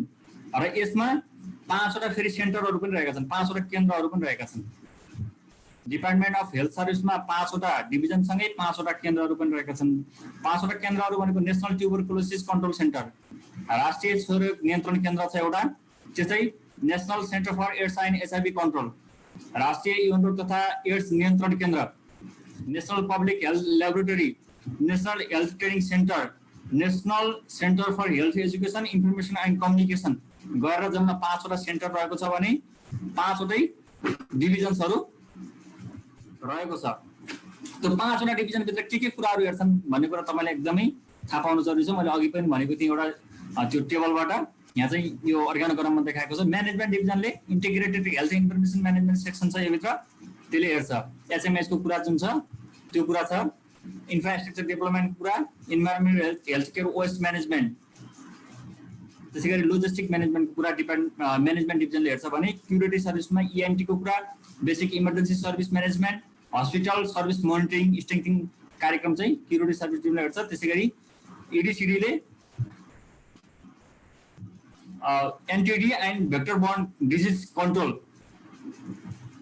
Genetic other communicable diseases, disease surveillance, epidemiology and outbreak management, NCD and mental health sections छ जसले चाहिँ नन कम्युनिकेबल डिजिज र मेन्टल हेल्थ कुरा चाहिँ हेर्छ। त्यसै गरी leprosy control and disability management section छ, त्यसले यो छुट्टै छ है त, यो टिभीसँग छैन। Leprosy control and disability section, disability management section भनेर छुट्टै छ। टिभीको चाहिँ छुट्टै सेन्टर छ, ख्याल गर्न होला मित्रहरू।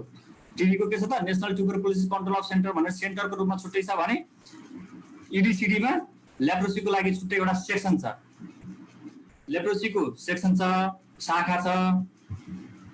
लेप्रोसी कुष्ठरोग नियन्त्रण तथा यसको डिसेबिलिटी म्यानेजमेन्ट सेक्सन EDCD मा छ भने क्षयरोग नियन्त्रण केन्द्र छुट्टै केन्द्रको रूपमा छुट्टै छ। त्यसै गरी FWD मा अघि भने जस्तै यो CBMC कुरा, इम्युनाइजेसन्स, फ्यामिली प्लानिङ, न्युट्रिसन सेक्सन कुरा FWD मा रहेको छ भने नर्सिङ एन्ड सोसल सेक्टर भित्र nursing capacity building, geriatric care, gender based violence management section, social health security section, administrative section, financial administrative section यसरी चाहिँ रहेको छ। यो तपाईँहरूले यति धेरै अध्ययन गर्न पर्दैन, 5 वटा सेन्टर छन्, 5 वटा डिभिजन छन् भन्ने चाहिँ थाहा पाउनु होला। कुन डिभिजनले के काम गर्छ भन्ने खाली याद गरे हुन्छ। HA को साथीहरूलाई डिटेलमा यो सबै ख्याल गर्नुपर्छ।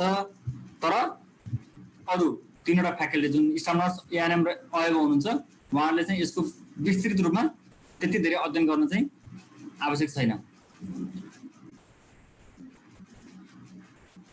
यो तपाईँलाई मैले यहाँ स्क्रिनमा देखाएको छु। पहिला कतिवटा थिए, अहिले के छन् भन्ने कुरा, यो चाहिँ अब 2073-74 मा हो। 74-75 मा यिनीहरू के भए, डिजल्भ भए, यिनीहरू खारेज भएका छन्। र अहिले के छन् भन्ने कुरा योभन्दा आउँदो स्लाइडमा चाहिँ देखाउँछु। तर योभन्दा पहिलाको कुरा गर्ने डिभिजन 7 वटा थिए, MD, CSD management division, child health division, family health division, LMD leprosy management division, EDCD, PSCRD, LCD logistic management division हो LMD भनेको, अनि PSCRD, LCD leprosy control division. यस्तो गरेर जम्मा 7 वटा चाहिँ के थिए त डिभिजनहरू रहेका थिए। र यो एउटा पास्ट क्वेसन पनि हो, कतिवटा डिभिजन छन् भनेर सोधेको थियो पहिला। अहिले डिभिजन जम्मा कतिवटा मात्रै छन्, 5 वटा मात्रै छन्। मिनिस्ट्री अफ हेल्थमा पनि हेल्थ एन्ड पपुलेसन अनि 5 वटा, DOHS मा पनि 5 वटा डिभिजन्स मात्रै छन्। र सेन्टर भनेको जम्मा 6 वटा छन्, 6 वटा थिए पहिला, अहिले चाहिँ कति छन् त, जम्मा 5 वटा मात्रै सेन्टर छन्। NTC, NSTC, NPHL, NHACC, NCSAC, VVTRTC। अहिले VVTRTC vector borne disease research training centre यो चाहिँ केमा आयो, EDCD डिभिजनमा आएको छ। यो चाहिँ छैन, अरू चाहिँ छन् है त। अरू सेन्ट्रल हस्पिटलहरू, यी सेन्ट्रल हस्पिटलमा अब के भएको छ त, सबै सङ्घीय अस्पतालहरूमा अथवा कोही प्रादेशिक अस्पतालमा नै आइसकेका छन् है साथीहरू। यो चाहिँ अब तपाईँले पढ्न पर्दैन, यो यति छन् भनेर। अर्को पहिला 5 वटा के थियो त, स्वास्थ्य निर्देशनहरू थिए, धनकुटामा, हेटौडामा, पोखरामा, सुर्खेतमा र दिपायलमा गरेर 5 वटा क्षेत्रीय स्वास्थ्य निर्देशनहरू रहेका थिए। तिनीहरू जम्मै अहिले के भन्छन्, खारेज भएका छन्, डिसमिस भए सबै। रिजनल हस्पिटल सुर्खेत र पोखरामा थियो पहिला, अब तिनीहरू सबै अहिले केमा छ त, प्रादेशिक अस्पतालहरूमा आइसकेका छन्। अर्को सब रिजनल हस्पिटल वीरगञ्ज दाङ र डडेलधुरामा थियो। अर्को रिजनल ट्रेनिङ सेन्टर क्षेत्रीय तालिम केन्द्रहरू धनकुटा, पोखरा, पथलैया, सुर्खेत र धनगढीमा गरेर जम्मा 5वटा रिजनल ट्रेनिङ सेन्टरहरू थिए। त्यसै रिजनल मेडिकल स्टोरहरू थिए मोरङ, हेटौडा, बुटवल, नेपालगञ्ज र धनगढी गरेर 5वटा थिए। यी सबै डिसमिस भइसकेका छन्। अब कोही सङ्घीय अस्पतालमा छन्, कोही प्रादेशिक अस्पतालमा छन् भने कोही यिनीहरूको नामाकरण परिवर्तन भएको छ। अहिले एकछिन अर्को स्लाइडमा देखाउँछु। तर रिजनल टिभी सेन्टर पोखरामा थियो, पहिला पास्ट क्वेसन पनि हो, अहिले पनि छ। यो कुरा चाहिँ ख्याल गर्नु होला। अहिले नेपालमा अब त्यो कुरा त्यो पुरानो है त 2073 कुरा गरेको थिएँ। अहिले नेपालमा चाहिँ डिएचएस अन्तर्गत पब्लिक हस्पिटलहरू 125वटा छन्। त्यसै गरी नन पब्लिक हेल्थ फेसिलिटिजहरू 1822वटा रहेका छन्। 74-75 को हो, त्योभन्दा पछिल्लो डाटा अहिलेसम्म आएको छैन, डिएचएसले दिएको छैन। त्यसै गरी प्राइमेरी हेल्थ केयर सेन्टर्सहरू पिएचसी, तपाईँले त्यो अर्को पिएचसी वासी गाउँघर क्लिनिक होइन, यो प्राथमिक स्वास्थ्य केन्द्र जहाँ एमओको चाहिँ के हुन्छ त दरबन्दी हुन्छ हो, त्यो भएको चाहिँ जम्मा 198वटा छन्। अहिले क्वेसन आयो भने तपाईँले लेख्ने तत्कालै एक्जाम भएर तपाईँले सोध्यो भने यही चाहिँ यो डाटा चाहिँ ख्याल गर्नु होला। अर्को हेल्थ पोस्टहरू 3808वटा हेल्थ पोस्ट छन् अहिले नेपालमा। महिला स्वास्थ्य स्वयंसेवक 51420जना छन्। त्यसै गरी गाउँघर clinic primary health care outreach clinic 11974वटा रहेका छन्। त्यसै गरेर अर्को खोप क्लिनिकहरू इपिआई आउटरिच क्लिनिक्सहरू 15835वटा चाहिँ अहिले के छन् त नेपालमा खोप क्लिनिकहरू चालु अवस्थामा छन्। भनेपछि यहाँबाट 3वटा क्वेसन आएको छ, ख्याल गर्नुभयो। एउटा नेपालमा कतिवटा पिएचसी छन् भनेर क्वेसन आइसकेको छ। अर्को हेल्थ पोस्ट नेपालमा कतिवटा छन् भन्ने क्वेसन आइसकेको छ। अर्को नेपालमा कतिवटा महिला स्वास्थ्य स्वयंसेविका छन् भन्ने पास्ट क्वेसन्सहरू आइसकेको छ। यो टेबल चाहिँ ख्याल गर्नु होला है त। खारेज भएका निकायहरू, अब तपाईँले यिनीहरूको बारेमा खासै पढ्नु पर्दैन, अलिअलि जानकारी राखेको हुन्छ, यसको बारेमा डिटेल रूपमा अध्ययन गर्न पर्दैन। खारेज भए डिसमिस भएकाहरू 2075-76 है त। जिल्ला जनस्वास्थ्य कार्यालय 77वटै खारेज भयो। क्षेत्रीय मेडिकल स्टोरहरू 5वटा, यिनीहरू खारेज भए। क्षेत्रीय स्वास्थ्य तालिम केन्द्र 5वटा थिए, तिनी पनि खारेज भए।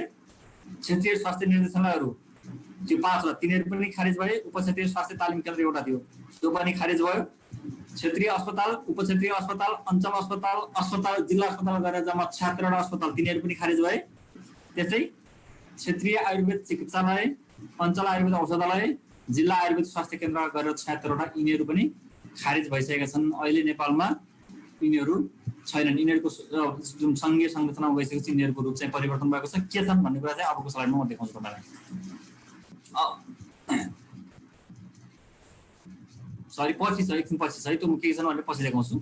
त्योभन्दा पहिला एउटा डिपार्टमेन्ट अफ आयुर्वेद, यो क्वेसन पनि सोधा छ, आयुर्वेदको कहिले चाहिँ स्थापना भएको भनेर ख्याल गर्नु होला है त।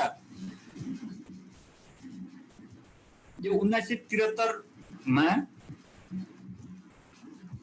गोसरा गौडामा आयुर्वेद औषधालयको रूपमा आयुर्वेदबाट स्वास्थ्य सेवा लिन सुरु भएको हो। त्यो बेला 1973 भनिन्छ। त्यो विभाग थिएन पहिला। यो विभाग चाहिँ 2038 सालमा विभाग 2038 सालमा स्थापना भएको हो। एउटा के त गोसरा गौडाको रूपमा 1973 सालमा पहिला चाहिँ एमओएचपी अन्तर्गतबाट चाहिँ सेवा दिइन्थ्यो।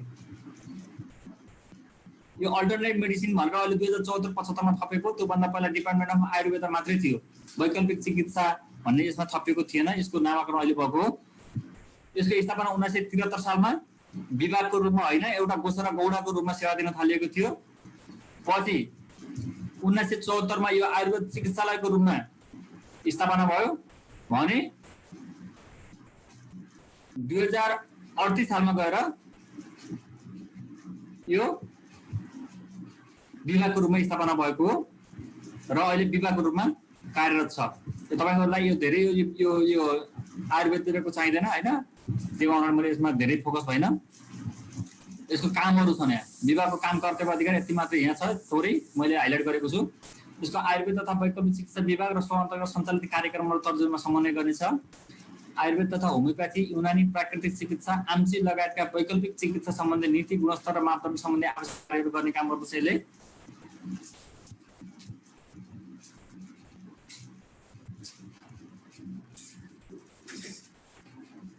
त्यस्तै जडीबुटी संरक्षण, संवर्धन, प्रवर्धन र गुणस्तरीय आयुर्वेद औषधि उत्पादन, अनुसन्धान र नियमनका लागि सरकारले निकायसँग समन्वयत्मक कार्य गर्ने काम गर्छ। सरकारी, निजी संस्थाहरूबाट सञ्चालित आयुर्वेद तथा वैकल्पिक स्वास्थ्य संस्थाबाट प्रदान गरिने सेवाको प्रभावकारिताको अनुगमन, निरीक्षण, स्वीकृति तथा आवश्यक मार्गदर्शन निर्देशन दिने काम चाहिँ यसले गर्छ। त्यस्तै आयुर्वेद स्वास्थ्य सेवा व्यवस्थापन र प्रबन्धन सम्बन्धित कार्यहरू गर्ने र अन्य दैनिक प्रशासनिक कार्यहरू सम्पादन गर्ने काम चाहिँ यसले गर्दछ। यसको यो अर्गानोग्राम छ डिपार्टमेन्ट अफ आयुर्वेदको। सबैभन्दा माथि department of Ayurveda and alternative medicine, सबैभन्दा माथि आयुर्वेद तथा वैकल्पिक चिकित्सा विभाग छ भने त्योभन्दा तल एउटा एकातिर अब यो तपाईँले हेर्नुहुन्छ यहाँ जम्मा 3वटा मात्रै छन् डिभिजन है त, महाशाखा 3वटा रहेका छन् भने यसको एउटा सेक्सन्सहरू फरक फरक छ। यो तपाईँले स्लाइडमा देख्न सक्नुहुन्छ।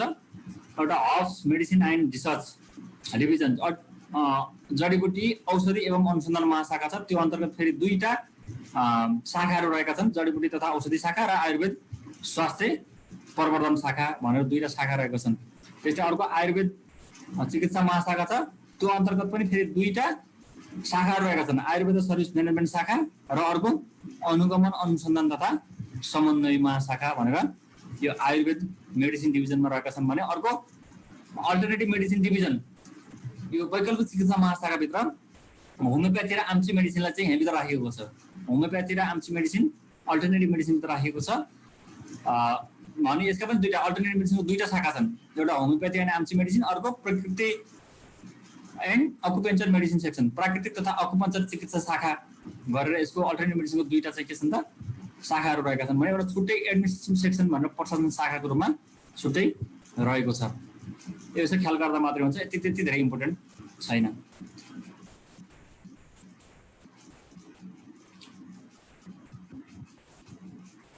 यो डिपार्टमेन्ट अफ के अरे ड्रग एडमिनिस्ट्रेसन, औषधि व्यवस्था विभाग। औषधि व्यवस्था विभागको स्थापना 2036 सालमा स्थापना भएको हो। यो क्वेसन सोधेको छ अनैमा एकपल्ट कहिले स्थापना भएको भनेर मात्रै यसको डेट चाहिँ ख्याल गर्नु होला। यसका कामहरू थुप्रै छन्, जसमध्येमा मैले यहाँ एउटा लिस्टेड गरेको छु।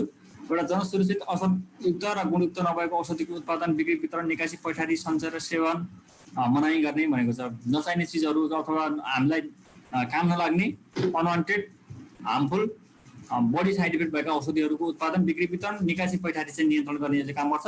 त्यस्तै गरी औषधिको प्रयोग, उपयोगिता, प्रभावकारिता सम्बन्धमा झुटा र भ्रमात्मक प्रचार विज्ञापन गर्न नदिने, त्यसले गर्छ भने 2035 को प्रावधान अनुसार अनुमति दिने कार्य गर्ने भनेको छ। त्यस्तो गर्छ भने त्यो विज्ञापन प्रचार गर्ने मान्छेलाई कारबाही गर्ने कुरा गरेको छ। अर्को जनसुरक्षित, असरयुक्त वा गुणयुक्त औषधिको उपलब्धताको अनुगमनको लागि जाँचबुझ तथा निर्देशन गर्ने, औषधिको गुणस्तर यकिन गर्न, औषधि प्रयोगशाला तथा अन्य प्रयोगशालाबाट औषधिको परीक्षण तथा विश्लेषण गराउने, औषधि उद्योग स्थापना गर्न उद्योग स्थापना सिफारिस पत्र दिने, औषधि उत्पादनका लागि उत्पादन अनुज्ञा पत्र र बिक्री वितरण प्रमाणपत्र दिने, खुद्रा तथा थोक औषधि पसल खोल्न पसल दर्ता प्रमाणपत्र दिने, यो औषधिसँग रिलेटेड जम्मै कामहरू चाहिँ डिपार्टमेन्ट अफ ड्रग एडमिनिस्ट्रेसनले गर्छ। तपाईँलाई अब थाहा पाउनुपर्ने कुरा, पसल दर्ता गर्नको लागि हामीले डिपार्टमेन्ट अफ ड्रग एडमिनिस्ट्रेसनमा प्रक्रिया पुर्याएर जानुपर्छ। त्यहाँबाट औषधिको बिक्री वितरणको लागि लाइसेन्स दिन्छ, त्यसपछि मात्रै हामीले के गर्न पाउँछौँ त औषधि बिक्री वितरण गर्न पाउँछौँ। यो जम्मै काम औषधिसँग रिलेटेड कामहरू फङ्सन अफ डिओए हो, डिओडिए, डिपार्टमेन्ट अफ ड्रग एडमिनिस्ट्रेसन चाहिँ हो है त साथीहरू। थुप्रै छन्, तपाईँले हेर्नु होला। यहाँ राष्ट्रिय औषधि नीतिले निश्चित गरेका कार्यहरू गर्ने, औषधि व्यवस्था सम्बन्धी नीति एवं कानुनको तर्जुमाको प्रारम्भिक कार्य गर्ने, औषधि व्यवस्था सम्बन्धी स्वीकृत कार्यक्रम कार्यान्वयन गर्ने, कार्यक्रम अनुगमन मूल्याङ्कन गर्ने, औषधिको ऐन उद्देश्य कार्यान्वयन गर्नको लागि नियमहरू तर्जुमा तथा संशोधन गर्ने प्रारम्भिक कार्य गर्ने, औषधिको प्रकृति हेरी चिकित्सकको प्रिस्क्रिप्सन बमोजिम तथा बिना प्रिस्क्रिप्सन बेच्न सकिने औषधिहरूको समूह विभाजन गर्ने, त्यसै गरी विभागले आवश्यक देखाउने नेपाल सरकारको स्वीकृतिले कुनै औषधिको मूल्य निर्धारण गर्ने, कसैले कुनै औषधिको क्लिनिकल ट्रायल गर्न चाहेमा सोको लागि अनुमति दिने, औषधिको अनुसन्धान विकास र नियन्त्रण सम्बन्धी प्राविधिक कुरामा विभागलाई परामर्श दिन गठन भएको औषधि सल्लाहकार समितिको सचिवालयको रूपमा कार्य गर्ने, यी यस्ता कामहरू चाहिँ गर्छ। यो पनि तपाईँहरूलाई खासै छैन, तर यो तपाईँको सिलेबसमा भएको हुनाले मैले चाहिँ राखिदिएको यहाँनिर। अर्को नेपालको स्वास्थ्य सेवा ऐन 2053, निजामती सेवा ऐन 2049 तथा सो अन्तर्गत बनेका नियम वा सोसँग सम्बन्धित कानुन बमोजिम विभाग र मातहतका कार्यालयका कर्मचारी प्रशासन सम्बन्धी कार्य गर्ने भनेको छ। अब निजामती सेवा ऐन 2049 र स्वास्थ्य सेवा ऐन 2053, स्वास्थ्य सेवा नियमावली 2055 मा स्वास्थ्यका कर्मचारीले के गर्ने के नगर्ने भन्ने कुरा तोकेको छ। त्यही अनुसारको चाहिँ प्रशासनिक कामहरू गर्ने भयो। आर्थिक प्रशासन सम्बन्धी कामहरू गर्ने नेपाल सरकार स्वास्थ्य तथा जनसङ्ख्या मन्त्रालयबाट समय समयमा प्राप्त निर्देशन बमोजिमका अन्य कार्यहरू सम्पादन गर्ने काम चाहिँ यसले गर्दछ। योबाट सोधेका क्वेसन्सहरू हेर्नु त, पास्ट क्वेसन प्याटर्नहरू अघि पनि भनेको थिएँ। यो च्याप्टरबाट झन्डै 30 वटा भन्दा बढी क्वेसन्सहरू सोधेको छ। सबैलाई मैले यहाँ राखेको छैन, केहीलाई मात्र मैले यहाँ राखेको छु। मैले पहिला पिक्यू भनेर जुन हाइलाइट गरेको थियो त्यो चाहिँ हो। र केही क्वेसन्स जस्तो who decided the job decision of ANM, अनमीको जब डिसिसन कसले तय गर्दछ भनेको छ। अब तपाईँले मजासँग भन्नुहुन्छ यति भनिसकेपछि मिनिस्ट्री अफ हेल्थ नै हो। When world health day celebrated भनेको छ कहिले स्वास्थ्य सेवा दिवस मनाइन्छ, विश्व स्वास्थ्य सेवा दिवस कहिले मनाइन्छ भनेको सोधेको छ। 7 अप्रिल। नेपालमा चाहिँ नेपालमा स्वास्थ्य सेवा दिवस मात्रै भन्यो भने फागुन 15 गते, विश्व स्वास्थ्य सेवा दिवस भन्यो भने अप्रिल 7 को दिन मनाइन्छ। त्यसै गरी अर्को क्वेसन छ when was ministry of health establish, MOS कहिले स्थापना भएको थियो भन्ने क्वेसन सोधेको छ 2011 मा। When was the department of drug administration established भनेर सोधेको छ। कहिले औषधि व्यवस्था विभागको स्थापना भयो भन्ने सोधेको छ 2036 सालमा। 2035 सालमा औषधि ऐन आएपछि 2036 सालमा औषधि व्यवस्था विभागको स्थापना भएको थियो। अब छ अर्गानोग्राम। यो चाहिँ एकदमै महत्त्वपूर्ण छ साथीहरू, यो चाहिँ ख्याल गर्नु होला। तपाईँलाई थाहा छ अर्गानोग्राम भनेको के हो भनेर। शब्द ओडमा राख्दाखेरि यसलाई कुनै पनि सङ्गठन संस्थामा समान उद्देश्य पूर्ति गर्न कार्यरत विभिन्न तह र पदहरू बीच औपचारिक सञ्चारका लागि च्यानल देखाउँदाखेरि संस्थाको पदानुक्रम हेरियार्ची हुन्छ, जुन तलदेखि माथि अथवा माथिदेखि तलमा विभिन्न स्थिति देखाउने चित्रण प्रस्तुतिकरण डायग्रामेटिक प्रेजेन्टेसन हुन्छ, जसलाई हामी के भन्छौँ अर्गानोग्राम भन्छौँ। कुनै पनि सङ्गठनमा संस्थामा हाम्रो जुन गोल छ त्यो गोल एचिभ गर्नको लागि विभिन्न तहका कर्मचारीहरू रहेका हुन्छन्। उनीहरू बीच औपचारिक रूपमा सञ्चार गर्नको लागि एउटा च्यानल हुन्छ जसलाई हामीले हेरियार्की बनाएर राखेका हुन्छौँ। त्यसलाई हामीले एउटा डायग्रामेटिक प्रेजेन्टेसनमा देखाउँछौँ भने त्यसलाई हामीले अर्गानोग्राम भन्छौँ। अर्गानोग्रामले संक्षिप्त सङ्गठन वा डिपार्टमेन्टमा सबै स्टाफको नाम र कामको शीर्षक दिन्छ र तिनीहरूले एक अर्कामा कसरी जोडिएका छन् र कसरी सञ्चार हुन्छ भन्ने कुरा चाहिँ देखाउँछ। है साथी, अर्गानोग्राम भनेको चाहिँ त्यो कुरा ख्याल गर्नु होला। अब अर्गानोग्राम धेरै थरीका हुन्छन्, जसमा चाहिँ भर्टिकल अर्गानोग्राम हुनसक्छ एउटा, अर्को सर्कुलर अर्गानोग्राम हुन्छ, अर्को लेफ्ट टु राइट होरिजेन्टल अर्गानोग्राम पनि हुनसक्छ। यसरी चाहिँ हामीले के गर्छौँ सञ्चार गर्न पनि सक्छौँ। यो एकदमै नयाँ हो, तपाईँलाई कतिको थाहा छ थाहा छैन हेर्नु होला। यो अघि मैले भनेका क्षेत्रीय स्वास्थ्य निर्देशनालय, क्षेत्रीय स्वास्थ्य तालिम केन्द्र, अस्पतालहरू, जिल्ला अस्पतालहरू जुन खारेज भयो भनेको थियो नि हो, त्यो खारेज भएर यो बनेका छन्। के बनेका छन् भनेपछि यो तपाईँले यसमा देख्नुहुन्छ यो अर्गानोग्राममा। यो प्रदेश स्तरमा हो। प्रदेश स्तरमा रहेको अर्गानोग्राम यस प्रकार रहेको छ। मिनिस्ट्री अफ सोसल डेभलपमेन्ट सबैभन्दा माथि प्रदेशमा सामाजिक विकास मन्त्रालय भन्ने रहेको छ। सामाजिक विकास मन्त्रालय, सामाजिक विकास मन्त्रालय अन्तर्गत त्योभन्दा मुनि एकातिर औषधि के अरे यो hospital development and medical service division, अस्पताल विकास तथा चिकित्सकीय सेवा महाशाखा भनेर रहेको छ भने अबतिर पोलिसी ल standard planning and public health division रहेको छ। दुईटा महाशाखा रहेका छन्, ख्याल गर्नु होला। मिनिस्ट्री अफ सोसल डेभलपमेन्ट कतिवटा छन् प्रदेश स्तरमा? 7 वटा। 7 वटाका तल hospital development and medical service division प्रत्येकमा एक एकवटा हुने हो। र प्रत्येक मिनिस्ट्री अफ सोसल डेभलपमेन्टसँग पोलिसी ल standard planning and public health division एक एकवटा हुने हो। अब त्यो सँगै मिनिस्ट्री अफ सोसल डेभलपमेन्टको सँगै अब तल आएपछि हेर्नुहोस् यहाँनिर देख्नु भएको छ हेल्थ डिरेक्टोरेट।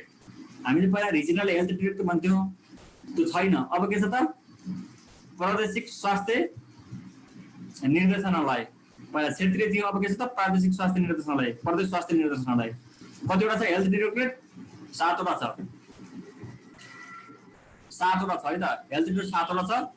त्यो प्रदेशको स्वास्थ्य निर्देशनालय भन्दा मुनि हेल्थ अफिसेसहरू छन्। कतिवटा छन् हेल्थ अफिसेसहरू? 77 वटा छन्। अब तपाईले थाहा पाउनु पर्यो पहिलाका जिल्ला अस्पताल जिल्ला जनस्वास्थ्य कार्यालयहरू के भयो त खारेज भएपछि अहिले कहाँ छन् तिनीहरू? हेल्थ अफिसको रूपमा रहेका छन्, स्वास्थ्य कार्यालयको रूपमा रहेका छन्। ती के अन्तर्गत रहेका छन् त? प्रदेश छ, माथि सबैभन्दा माथि प्रदेश, प्रदेशमा एउटा के छ मिनिस्ट्री अफ सोशल डेभलपमेन्ट छ। यी कतिवटा छन्? 7 वटा, प्रदेशमा 7 वटा छ। मिनिस्ट्री अफ सोशल डेभलपमेन्टको तलपट्टि 2टा महाशाखाहरू रहेका छन्। त्यस्तै त्योभन्दा तल हेल्थ डाइरेक्टरेट छ, प्रोभिन्सियल हेल्थ डाइरेक्टरेट। कतिवटा छन्? 7 वटा छन्। त्यो 7 वटाको तल प्रत्येक ठाउँको होइन, आफ्नो कति पर्छ, आफ्नो प्रदेशमा कतिवटा छन् अब तपाईँलाई ख्याल गर्नु पर्यो। त्यो हेल्थ डाइरेक्टरेट छ, त्योभन्दा मुनि हेल्थ अफिस छ। हेल्थ अफिस जम्मा कतिवटा छन्? 77 वटा छन् भने प्रदेश स्वास्थ्य निर्देशनालय 7 वटा छन्। त्यस्तै यतातिर मिनिस्ट्री अफ सोशल डेभलपमेन्टको तल फेरि यो प्रदेश स्तरमा provincial health logistic management centre, प्रदेशीय रूपमा स्वास्थ्य व्यवस्था मौजूदा व्यवस्थापन केन्द्र छ। कतिवटा छन्? 7 वटा छन्।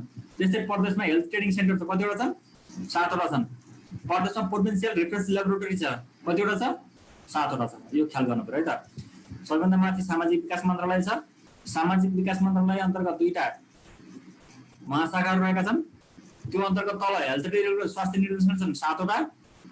ती 7 वटा स्वास्थ्य निर्देशन अन्तर्गत 77 वटा हेल्थ अफिसेसहरू स्वास्थ्य कार्यालयहरू रहेका छन् भनेर बुझ्नु पर्यो। त्यस्तै प्रत्येक प्रदेशमा एउटा provincial health logistic management centre छ। प्रत्येक प्रदेशमा एउटा हेल्थ ट्रेनिङ सेन्टर छ। प्रत्येक प्रदेशमा एउटा प्रोभिन्सियल रेफरेन्स ल्याबोरेटरी रहेको छ। यी कुरा चाहिँ तपाईँले ख्याल गर्नुपर्छ अबको नयाँ अर्गनोग्राममा। यो मैले कुरा गरेको थिएँ के को? प्रदेशको। अब के छ त लोकलमा, स्थानीय स्तरमा कस्तो छ? लोकल स्ट्रक्चर है, लोकल लेभलमा के छ भन्ने कुरा अघि भनेको मैले। प्रोभिन्सियल स्टेटमा के छ? सुरुमा मैले कुरा गरेको थिएँ एमओएचबी र डिओएचएस को कुरा गरेको थिएँ। त्यो केमा हो? फेडरल सङ्घमा हो। त्यसपछिको अघि कुरा गरेको प्रोभिन्सियल लेभलमा हो। यो चाहिँ लोकल लेभलमा। लोकल लेभलमा सबैभन्दा माथि के छ त? Metropolitan, sub metropolitan, municipality and rural municipality. सबैभन्दा माथि के छ? महानगरपालिका, उपमहानगरपालिका अथवा नगरपालिका अथवा गाउँपालिका रहेका छन् लोकल लेभलमा सबैभन्दा माथि होइन।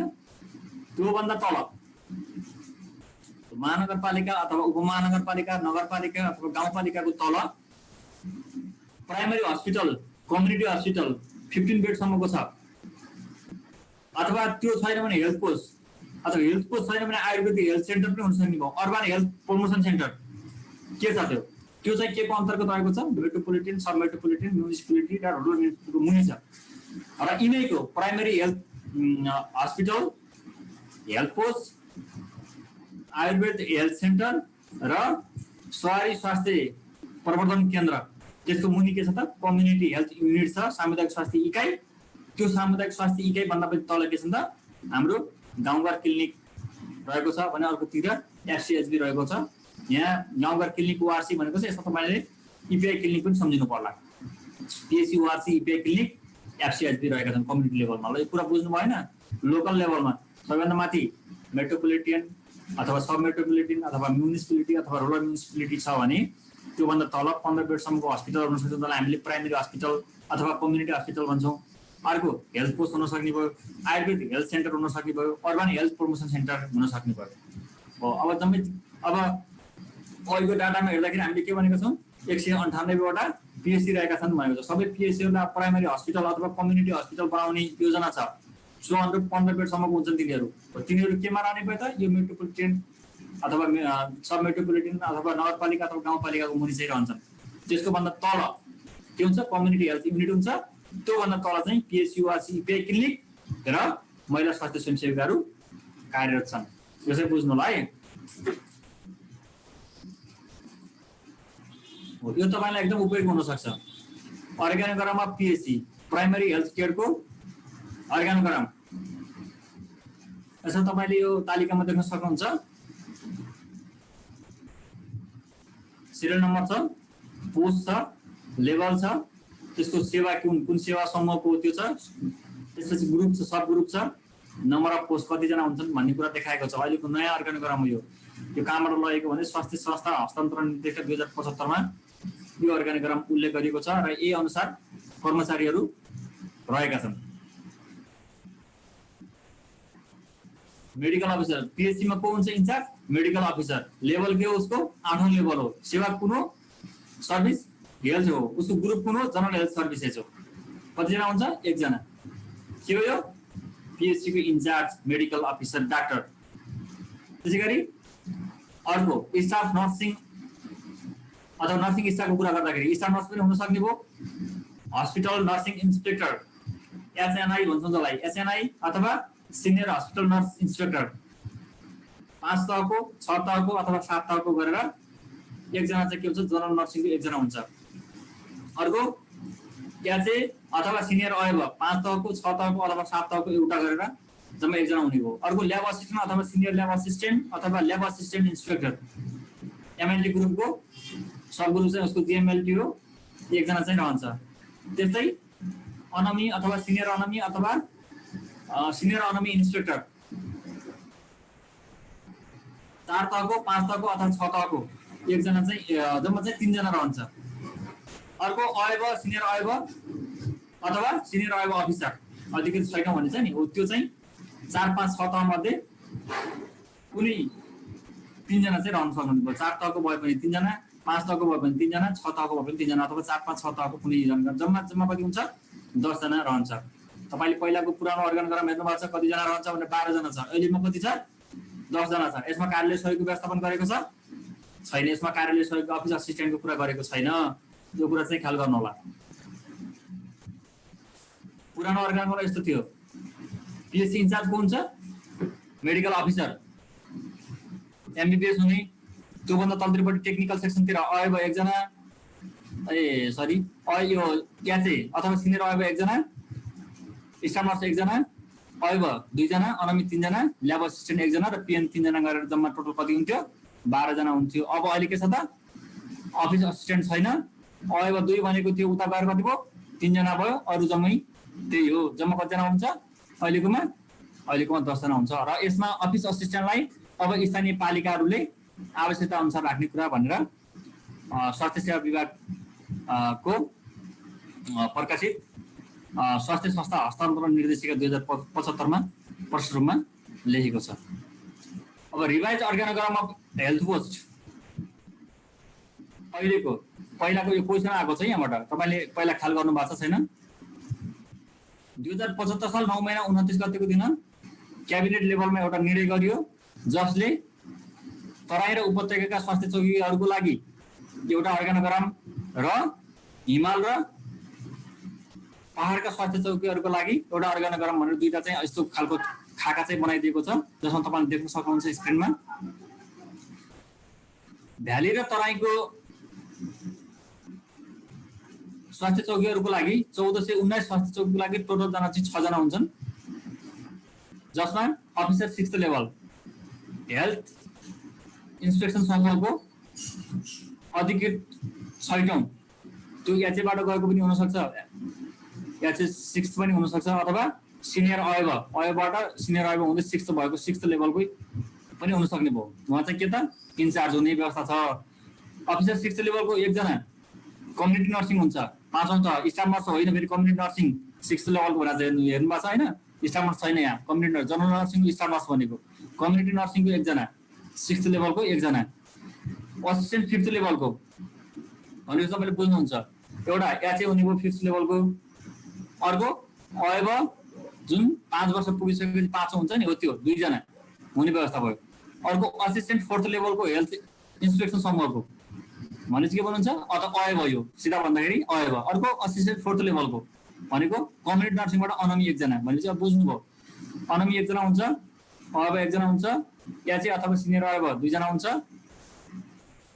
अनमी जुन चाहिँ 6औं हुन्छ त्यो चाहिँ हुन सक्ने अथवा 6औं लेभलको कम्युनिटी नर्सिङ एकजना भनेपछि जम्मी कति जना त 6 जना चाहिँ भ्याली र तराईको हेल्थ पोस्टमा चाहिँ हुनुहुन्छ त्यस्तै अब यो पहाड र हिमालको लागि पहाड र हिमालमा जम्मा त्यही कुरा हो तर यहाँ असिस्टेन्ट 5th लेभल हेल्थ इन्स्पेक्सन समूहको जम्मा कति जना हुनुहुन्छ त एकजना मात्रै अरु चाहिँ स्याम हो अघि तराई र उपत्यकामा 2 जना एचए भनेको थियो भने अब के हुने भयो त पहाड र हिमालमा एकजना मात्रै एचए को दरबन्दी रहेको छ जसको कारणले गर्दा त्यहाँको संख्या कति हुन्छ त 5 मात्रै हुन्छ 2074 साल 9 महिना 24 गतेको मन्त्री परिषदको निर्णयले सबै सब हेल्थ पोस्टलाई एसएचपी थियो जुन पहिलाको ती सबै एसएचपीहरू एचपीको रूपमा के गरिसकेको छ अपग्रेड स्तर उन्नति गरिसकेको छ। अहिले कहीँ पनि एसएचपीहरू छैनन्, सबै एसएचपीहरू एचपीको रूपमा छन् है त। क्वेसन्स हेर्नु त, अब 2075 सालमा एउटा क्वेसन सोध्यो, how many staffs are allocated in health post located in hills. एउटा पहाडको स्वास्थ्य चौकीमा कतिजना कर्मचारीहरू रहन्छन् भनेको छ। पुरानो है त, यो पुरानो हो। मैले तपाईँलाई अब अहिलेको भन्नु पर्यो, तपाईँले भन्न सक्नुहुन्छ अहिले कति छ त, 5 जना होइन, अहिले 5 जना, पुरानोकोमा 6 जना थियो।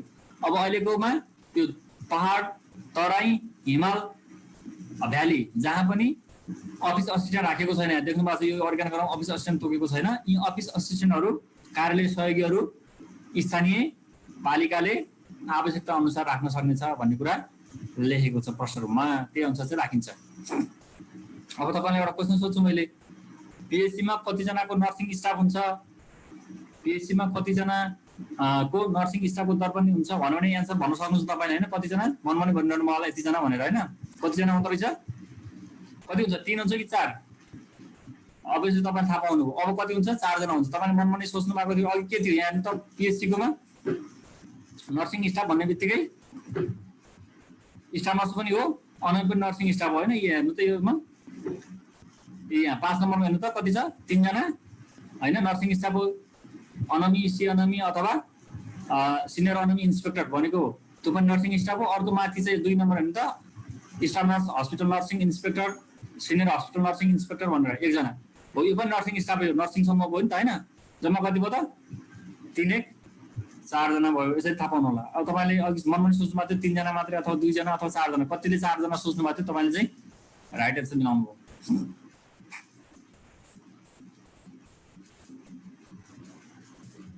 ठिक छ। अब आजको क्लास एकदमै लामो पनि भयो, कति साथीहरूले बोर मानेर झन्डै झन्डै छोड्नु पनि भयो, अलिकति साथीहरूले 10-15 जनाले, केही छैन।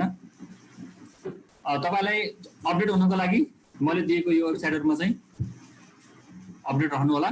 त्यसै गरी मेरो फेसबुक पेज त सधैँ छ, तपाईँहरू जोडिनु भएको छ। त्यसै गरी युट्युब च्यानल छ हेल्थ सुरक्षा, त्यसमा पनि जोडिनु होला। आजको यो भिडियो पनि त्यसैमा राखिनेछ। फेसबुक ग्रुप छ हेल्थ सुरक्षा प्रिपरेसन ग्रुप, त्यसमा पनि तपाईँ जोडिनु होला। र तपाईँ मेरो बुकसँग पनि परिचित नै हुनुहुन्छ, मेन्टर सेजीका बुकहरू त्यो छ। र त्यो बाहेक अरू भनेको यो मेरो वेबसाइट छ www.sisiradhikari.com, त्यसमा पनि जोडिनु होला। तपाईँलाई आजको च्याप्टरमा केही प्रश्नहरू, दुविधा, जिज्ञासा छ भने मेरो मेसेन्जरमा राख्नु होला, त्यहाँ म उपलब्ध गराउँला। तपाईँलाई नोट पनि म उपलब्ध गराउँछु। सक्रिय रूपमा एकदम पार्टिसिपेन्टहरूले एकदमै सक्रिय रूपमा सहभागिता देखाउनु भयो। अहिलेसम्म अलिक क्लास लामो भयो, यसको लागि तपाईँहरू सबैलाई धन्यवाद दिन चाहन्छु। सबैलाई धन्यवाद छ। सर अब सिद्धियो त हजुर? हजुर सर, आजलाई यति गरौँ। एकछिन साथीहरूको कुरा पनि केही सुन्ने कि सर हामीले थोरै। सर अब म साथीहरूलाई के अनुरोध गर्न चाहन्छु भने, जसले हामीसँग छलफलमा सहभागी हुन चाहनुहुन्छ, सरले यो स्क्रिन सेयर बन्द गरौँ, ठिक छ। जो हाम्रो कार्यक्रममा छलफलमा सहभागी हुन चाहनुहुन्छ उहाँहरूलाई म ह्यान्ड रेज गर्न अनुरोध गर्न चाहन्छु। र ह्यान्ड रेज गरेपछि उहाँलाई चाहिँ म बोल्ने मौका दिनेछु, किनभने सबैलाई अनम्युट गर्दा फेरि हाम्रो साउन्ड पोल्युसन भएर प्रष्ट रूपमा नसुनिन सक्छ। त्यसैले एक एक गरी गरौँ। जस्तो विजय भट्टजीले गर्नु भएको छ। ल विजय सरलाई म एकछिन है सर, सरलाई विजय भट्ट, ओके, मैले अनम्युट गर्छु। विजय सर हजुरले पनि अनम्युट गर्न सक्नुहुन्छ, अनम्युट गरौँ। हजुर सर एकछिन हजुर है, फेरि म्युट भएछ, एकछिन। हजुर सर नमस्कार। नमस्ते विजय सर। ल हजुर सर प्लिज भनौँ सर। एकदम राम्रो लाग्यो sir online. Thank you sir. ल हजुरको के भन्न चाहनुहुन्छ हजुर, ल भन्नुहोस् सर। अब क्लास चाहिँ अब कहिलेबाट हुने हो, सबै राम्रोसँग इन्फर्म गर्नलाई के छ हामीले क्लास चाहिँ 2 गतेबाट गर्छौँ। हजुरहरूलाई भोलि, पर्सि र निको पर्सि 3 दिन भर्नाको लागि समय दिन्छौँ। मैले अघि पनि भनेको थिएँ, यदि यहाँहरू छुट्नु भएको छ, पछि आउनु भएको छ भने म भन्न चाहन्छु यहाँलाई, हामीले शुल्क चाहिँ सिएमए र अहेबको सिएमए र अहेब त एउटै भयो। सिएमए र अनमीको शुल्क हामीले 10,000 भनेको थियौँ, त्यसलाई घटाएर अहिले हामीले 8,000 भन्ने निर्णय गरेका छौँ। र स्टाफ नर्स र एसएको चाहिँ हामीले 12,000 भनेका थियौँ, त्यो शुल्क 10,000 भनेका छौँ। अब तपाईँहरूले भोलि पर्सि निको पर्सि आफूले चाहेको तहमा भर्ना गर्न सक्नुहुन्छ। त्यसका लागि यहाँहरूले च्याट बक्समा आफ्नो नाम नम्बर राखिदिनु भयो भने यहाँलाई हामीले सम्पर्क गर्छौँ। यदि यहाँले राख्नु भएको छैन भने यहाँहरू हजुरहरूले पनि सम्पर्क गर्नुहोला। मेरो नम्बरहरू फेसबुक पेजमा छ 98 511 46 100 मैले आफैले उठाउने नम्बर हो, अरू पनि छन्। यति भन्दै यहाँहरूलाई 2 गतेबाट हामी निरन्तर नियमित क्लासमा लैजान्छौँ र निरन्तर नियमित क्लास भयो भने योभन्दा कम डिस्टर्बेन्स हुन्छ, किनभने पैसा पे गरेर आइसकेपछि अरूले डिस्टर्बेन्स पनि गर्दैनन्, शान्त हुन्छ, राम्रो हुन्छ। क्लासहरू थुप्रै क्लासहरू चलिरहेका छन् यहाँ र अहिलेसम्मको क्लासको अनुभव पनि अत्यन्त राम्रो रहेको छ। त्यसैले गर्दाखेरि मैले यहाँहरूलाई अबको फर्दर कार्यक्रममा यसरी सहभागी हुन सक्नुहुन्छ भन्ने मैले यहाँलाई जानकारी दिएँ। हजुरले विजय सरले यति नै सोध्न खोज्नु भयो नि, होइन विजय सर? हजुर सर, हजुर हो। हस्, थ्याङ्क यू। ल थ्याङ्क यू। म ढिला आएको थिएँ कि, म ढिला आएको थिएँ, त्यही भएर थाहा थिएन नि सोधेको। ल थ्याङ्क यू सो मच। अब क्लास अगाडि बढ्छ, यहाँहरू भर्ना गरेर अगाडि बढ्न सक्नुहुन्छ। तपाईँलाई स्वागत छ। 2 गतेबाट क्लास हुन्छ है त। ल म अब अर्को प्रश्न दिन्छु है Vijay sir. Thank you so much है। हस्, थ्याङ्क यू, थ्याङ्क यू। अब मैले झरना केसीको प्रश्न लिन्छु। झरना म्याम, हजुरले पनि अनम्युट गरौँ, मैले पनि यता अनम्युट गरिरहेको छु। झरना, हजुर झरना म्याम प्लिज। नमस्ते हजुर झरना। हजुर हजुर भन्नुहोस् हजुर। होइन, ठिक छ सर, अनलाइन क्लास सधैँ कन्टिन्यू गर्नु होइन। हजुर हजुर म्याम। त्यसरी भयो भने हामीलाई पनि फाइदा हुन्छ। अब लकडाउनको फाइदा त उठाउनै पर्यो, त्यसैले थ्याङ्क यू सो मच। होइन, यसको त धेरै फाइदाहरू छ। तपाईँ कतिपय मान्छे बाहिर हुनुहुन्छ भने म तपाईँलाई सानो 1 सेकेन्डमा भन्छु। एकचोटि दसैँभन्दा अगाडि 5 थरबाट 2 जना बहिनीहरू पढ्ने भनेर काठमाडौँ आउनुभयो। उहाँहरूले नायब सुब्बा पढ्नुभयो। मैले 5 थरबाट धेरै टाढाबाट आउनुभयो भनेर उहाँहरूको फी धेरै कम गरेँ, डिस्काउन्ट गरेँ। नायब सुब्बाको फी त्यति बेला 12,000 रुपियाँ थियो, मैले उहाँलाई 8,500 मात्र लिएँ। उहाँहरू 2 जनाले 17,000 चैतन्यमा बुझाउनुभयो र छेउकै एउटा होस्टेलमा 30,000 बुझाउनुभयो। त्यसले गर्दा हेर्नुहोस्, काठमाडौँ आएर यदि पढ्नुपर्ने बाध्यता कसैको छ भने तपाईँको त धेरै पैसा यसले जोगाउँछ, समय पनि जोगाउँछ। तपाईँ घरमा बसेर आनन्दका साथ, रिल्याक्सका साथ, धुलो धुवा होइन, तपाईँको ट्राफिक जाम आदि इत्यादि कोरोनाको त्रास पनि भएन, मजाले पढ्न सक्नुहुन्छ। तपाईँहरूलाई म 2टा कुरा फेरि भन्न चाहन्छु यसमा। के छ भने कुनै दिन तपाईँहरूको नेटले काम गरेन, तपाईँहरूको डिस्टर्ब भयो नेट भने, जसरी आज यो रेकर्ड भइरहेको भिडियो छ, त्यो भिडियो पनि तपाईँहरूलाई हामीले पठाइदिन्छौँ। त्यो पनि पछि तपाईँहरूले सुन्न पाउनुहुन्छ होइन। र तपाईँलाई नोट चाहिँ सोही दिन नै हामी पठाइदिन्छौँ। अब सरले अस्ति पनि पढाएको क्लासको आजको नोट चाहिँ तपाईँहरू भर्ना गरेका साथीहरूलाई हामी पठाइदिन्छौँ। त्यसैले मैले अघि पनि कमिटमेन्ट गरिसकेको छु, क्वालिटीमा कुनै पनि कम्प्रोमाइज हुँदैन। हाम्रो पछाडि शिशिर सरको ब्याकअप छ, प्लस हामीसँग थुप्रै ठुलो टिम छ, तपाईँहरूले त्यसमा चिन्ता गर्नै पर्दैन। र तपाईँहरू भोलि पर्सि निको पर्सि 3 दिनमा भर्ना प्रक्रियामा अगाडि बढाउनुहोस्। शुल्क पनि हामीले एकदमै न्यूनतम राखेका छौँ। 60वटा क्लासको 8,000 शुल्क भने धेरै शुल्क होइन। तपाईँको 75वटा क्लासको 10,000 भनेको एकदमै न्यूनतम शुल्क हो लोकसेवाको अरू तहको कम्पेरिजन गर्दा। त्यसैले अब मैले यहाँहरूलाई भर्नाको लागि अनुरोध गर्छु र तपाईँहरूलाई सपोर्ट गर्दा हामी हाम्रो क्षेत्रबाट तयार छौँ भन्न चाहन्छु। यही नै मेरो एउटा कमिटमेन्ट रह्यो। Thank you. अरू केही छ झरना म्याम? अरू केही छैन सर त्यस्तो। अब जस्ट कन्टिन्यू नै गरौँ भन्छु म पनि। Thank you so much. Most welcome. ल हामी कन्टिन्यू गर्न तयार छौँ 2 गतेबाट है त म्याम। हस्, थ्याङ्क यू। अब म कृष्णराज पाण्डे सरको प्रश्न लिन चाहन्छु। कृष्ण सर। हजुर सर, हजुर म हजुरको यो कुनै दिन नेटहरू स्लो छ भने त्यसको लागि के व्यवस्था छ, केही व्यवस्था छ कि छैन भनेको थिएँ। हजुरले भनिहाल्नु सर, खासै केही भएन, हजुरले रेकर्डिङ पठाइदिइहाल्छु भन्नुभयो होइन। त्यसको लागि त्यो लागि भइहाल्यो। अनि अर्को कुरो के भयो भने म एउटा चैतन्यको स्टुडेन्ट नै भनौँ न, हजुरको जहाँसम्म म स्टुडेन्ट नै बन्छु होला आजदेखि। मैले हजुरको अस्तिको क्लास पनि म प्रेजेन्ट नै थिएँ। आजको पनि सबै साथीहरूलाई यो हो कि लकडाउनको समय पनि हो, एउटा कुरो टाढा गएर हजुरको पढ्नलाई हजुरको होस्टेल फी, त्यहाँको गाडी भाडा भन्दाखेरि हजुरको हामीले यहाँबाट मैले क्यालकुलेसन गरेर जहाँसम्म लाग्छ, म चाहिँ अयबाको स्टुडेन्ट है, चैतन्यको लागि 133 रुपियाँ 33 पैसा भनेको त वास्तवमा धेरै होइन जस्तो लाग्छ मेरो हिसाबमा है। जति साथी जोडिरहनु भएको छ, मैले क्यालकुलेसन गर्दा चाहिँ त्यति हुन आउँदो रहेछ है। जहाँसम्म लाग्छ अहिले हाम्रो शिशिर सरप्रति अहिले त्यस्तो प्रसन्न, त्यस्तो कमेन्टहरू गर्ने ठाउँ नै अहिलेसम्म चाहिँ छैन र आजको क्लासमा पनि त्यस्तो भएन। र हामीले एउटा कुरो के गर्नु पर्यो भने स्टुडेन्ट साथीहरूले सुनिरहनु भएको छ भने जुन क्वेसनहरू हुन्छ सर 15-20 मिनट लास्टमा एउटा प्याकेज बनाउन छुटाइदिन पर्यो। अनि त्यसमा के गर्नु पर्यो भने तपाईँहरू जसलाई क्वेसन छ त्यसमा चाहिँ तपाईँले रेज ह्यान्ड गरिदिनु होला भनेर भनिदिनु पर्यो। अनि जसले चाहिँ हजुरको यस्तै कृष्ण सर म हजुरलाई एउटा निवेदन गर्छु। कृष्ण सर, सरको प्रश्न धेरै राम्रो आयो। सरको प्रश्न सबैका लागि उपयोगी पनि छ। पहिलो कुरा त जुन शुल्क छ यो शुल्क 1 सभासय भनेको 1 प्लेट मोमोको मूल्य पनि होइन। यसबाट तपाईँको करियर डेभलपमेन्ट हुन्छ। यो इन्भेस्टमेन्ट भनेको तपाईँको फ्युचर र करियरका लागि हो। यो कुरामा दुई मत छैन। तपाईँले एकदमै राम्रो एनालाइसिस गर्नुभयो। अनि अर्को कुरो के गर्नु भएको थियो नि, एकजना साथीले त्यो स्क्रिनमा लेखिरहनु भएको थियो, मैले त सोचेँ शिशिर सरले के लगाइरहनु भएको छ कि भनेर। उहाँहरूले चाहिँ त्यहाँ चाहिँ गर्दै जानु भएको थियो, म हेरिरहेको थिएँ, वाच गरिरहेको छु। अनि पछि हजुरले चाहिँ त्यहाँ रिभ्यू गरिदिनु भयो। अनि त्यो चाहिँ साथीहरूले चाहिँ गर्दैन भएन, किनभने तपाईँहरूले गर्दाखेरि तपाईँहरूलाई जुन साथीहरू हुनुहुन्छ लाइनमा जोडिनु भएको छ तपाईँहरूलाई चाहिँ Krishna sir thank you so much. Krishna sir त्यो कुरा जब विद्यार्थी भर्ना गर्छ, जब पैसा तिर्छ, त्यस्तो काम गर्दैन। किनभने जब उसले आफ्नो दायित्व त्यहाँ जिम्मेवारी पुरा गर्छ, जिम्मेवारी पुरा गरेपछि मान्छे स्वतः कर्तव्यनिष्ठ हुन्छ। Thank you so much. अब मैले के भन्दै थिएँ भने कृष्ण सरको कुरामा तपाईँ अहेब अनमी अथवा स्टाफ नर्स एसए पढ्न काठमाडौँ आएर बस्नुपर्ने स्थिति थियो भने 50,000 देखि 75,000 खर्च हुन्थ्यो। तपाईँ घरमा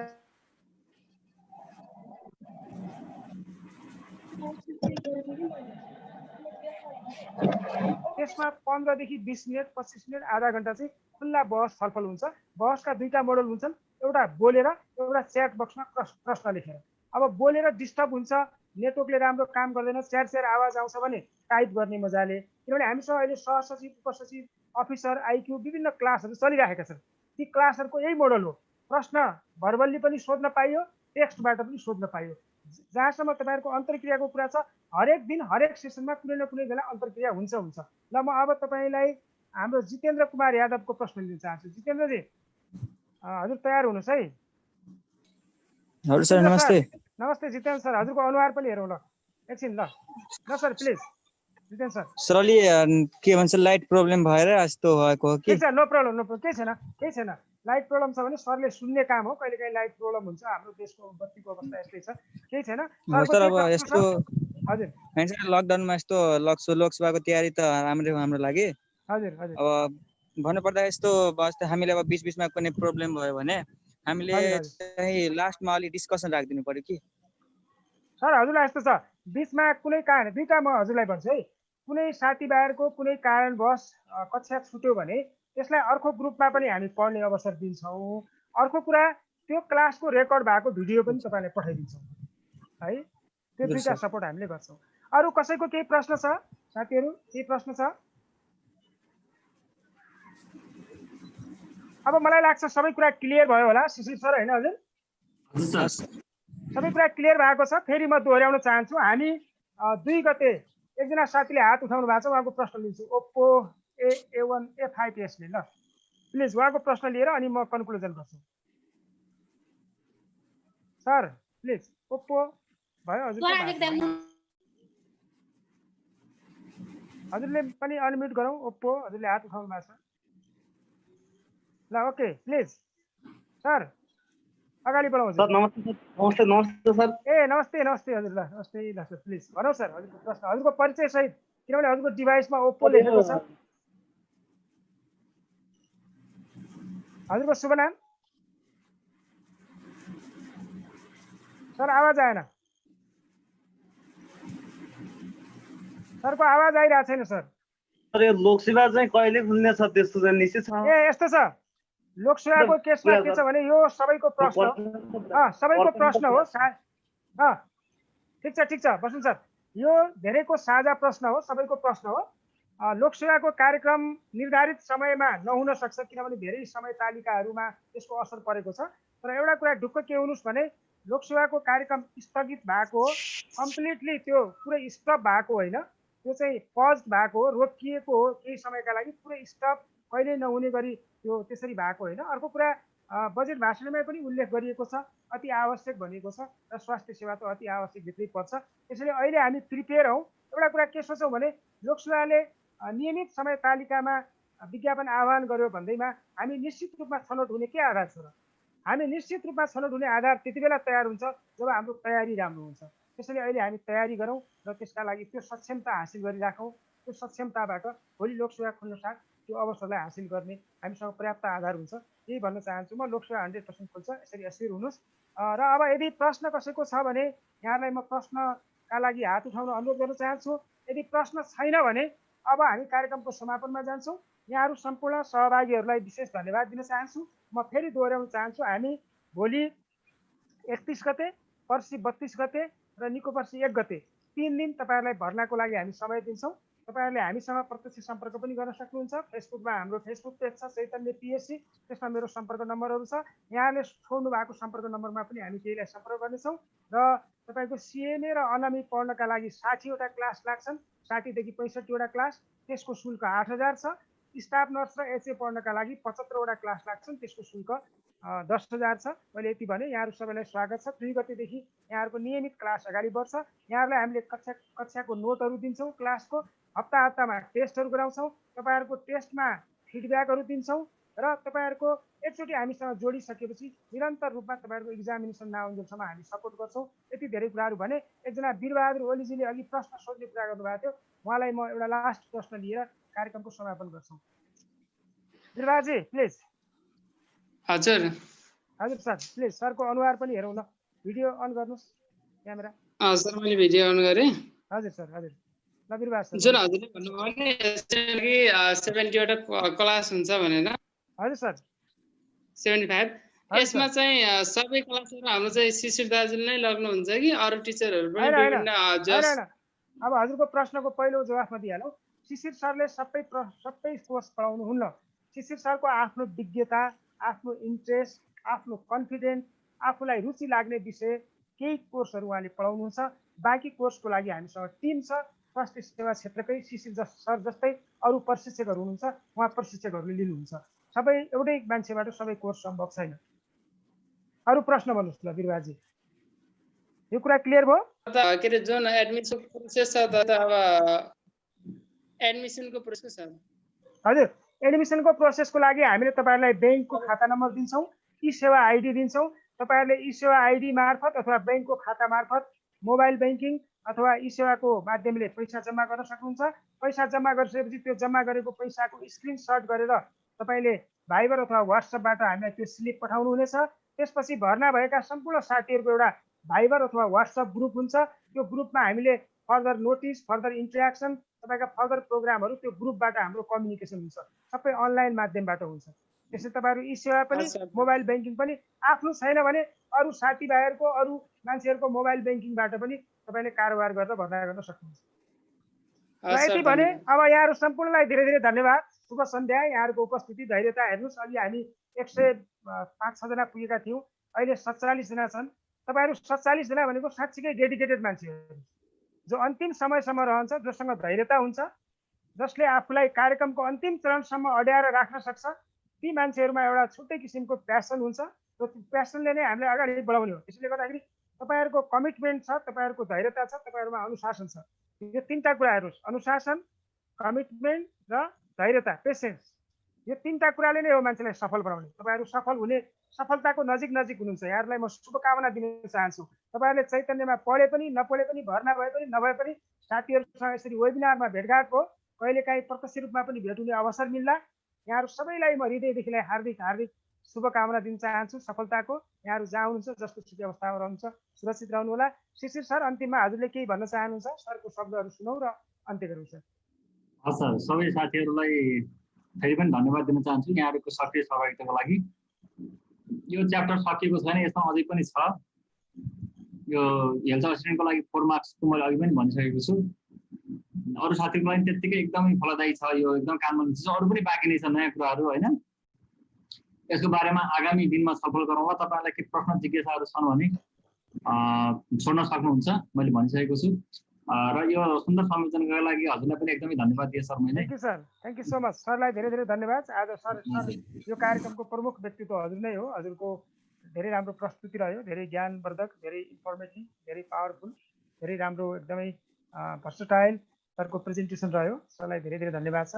सहभागी सम्पूर्ण साथीहरू, भाइ बहिनीहरू, दाजुहरू, सम्पूर्ण प्रियजनहरूलाई पनि हार्दिक धन्यवाद छ। यहाँहरू सुरक्षित रहनुहोला र आगामी दिनमा हाम्रो कार्यक्रमसँग जोडिन चाहनुहुन्छ, साँच्चीकै तयारी गर्न चाहनुहुन्छ भने यहाँहरूलाई भर्ना प्रक्रियाको लागि म आह्वान गर्न चाहन्छु। र तपाईँहरूले हामीसँगको सहकार्यलाई एउटा नयाँ नौलो अनुभवको रूपमा लिनुहुनेछ र पक्कै पनि त्यसले तपाईँहरूको करियर डेभलपमेन्टमा र उज्जवल भविष्य निर्माणमा हाम्रो प्रयास सहायक सिद्ध बनाउने कोसिस गर्नेछौँ। हाम्रो इमान्दार प्रयास रहनेछ भन्ने वचनबद्धताका साथ आदरणीय शिशिर सरलाई विशेष हृदयदेखि धन्यवाद र नमन व्यक्त गर्न चाहन्छु र यहाँहरू सम्पूर्णप्रति पनि हार्दिक आभार व्यक्त गर्न चाहन्छु। यहाँहरूको समय शुभ रहोस्। Thank you so much. Stay safe, good night, see you, thank you.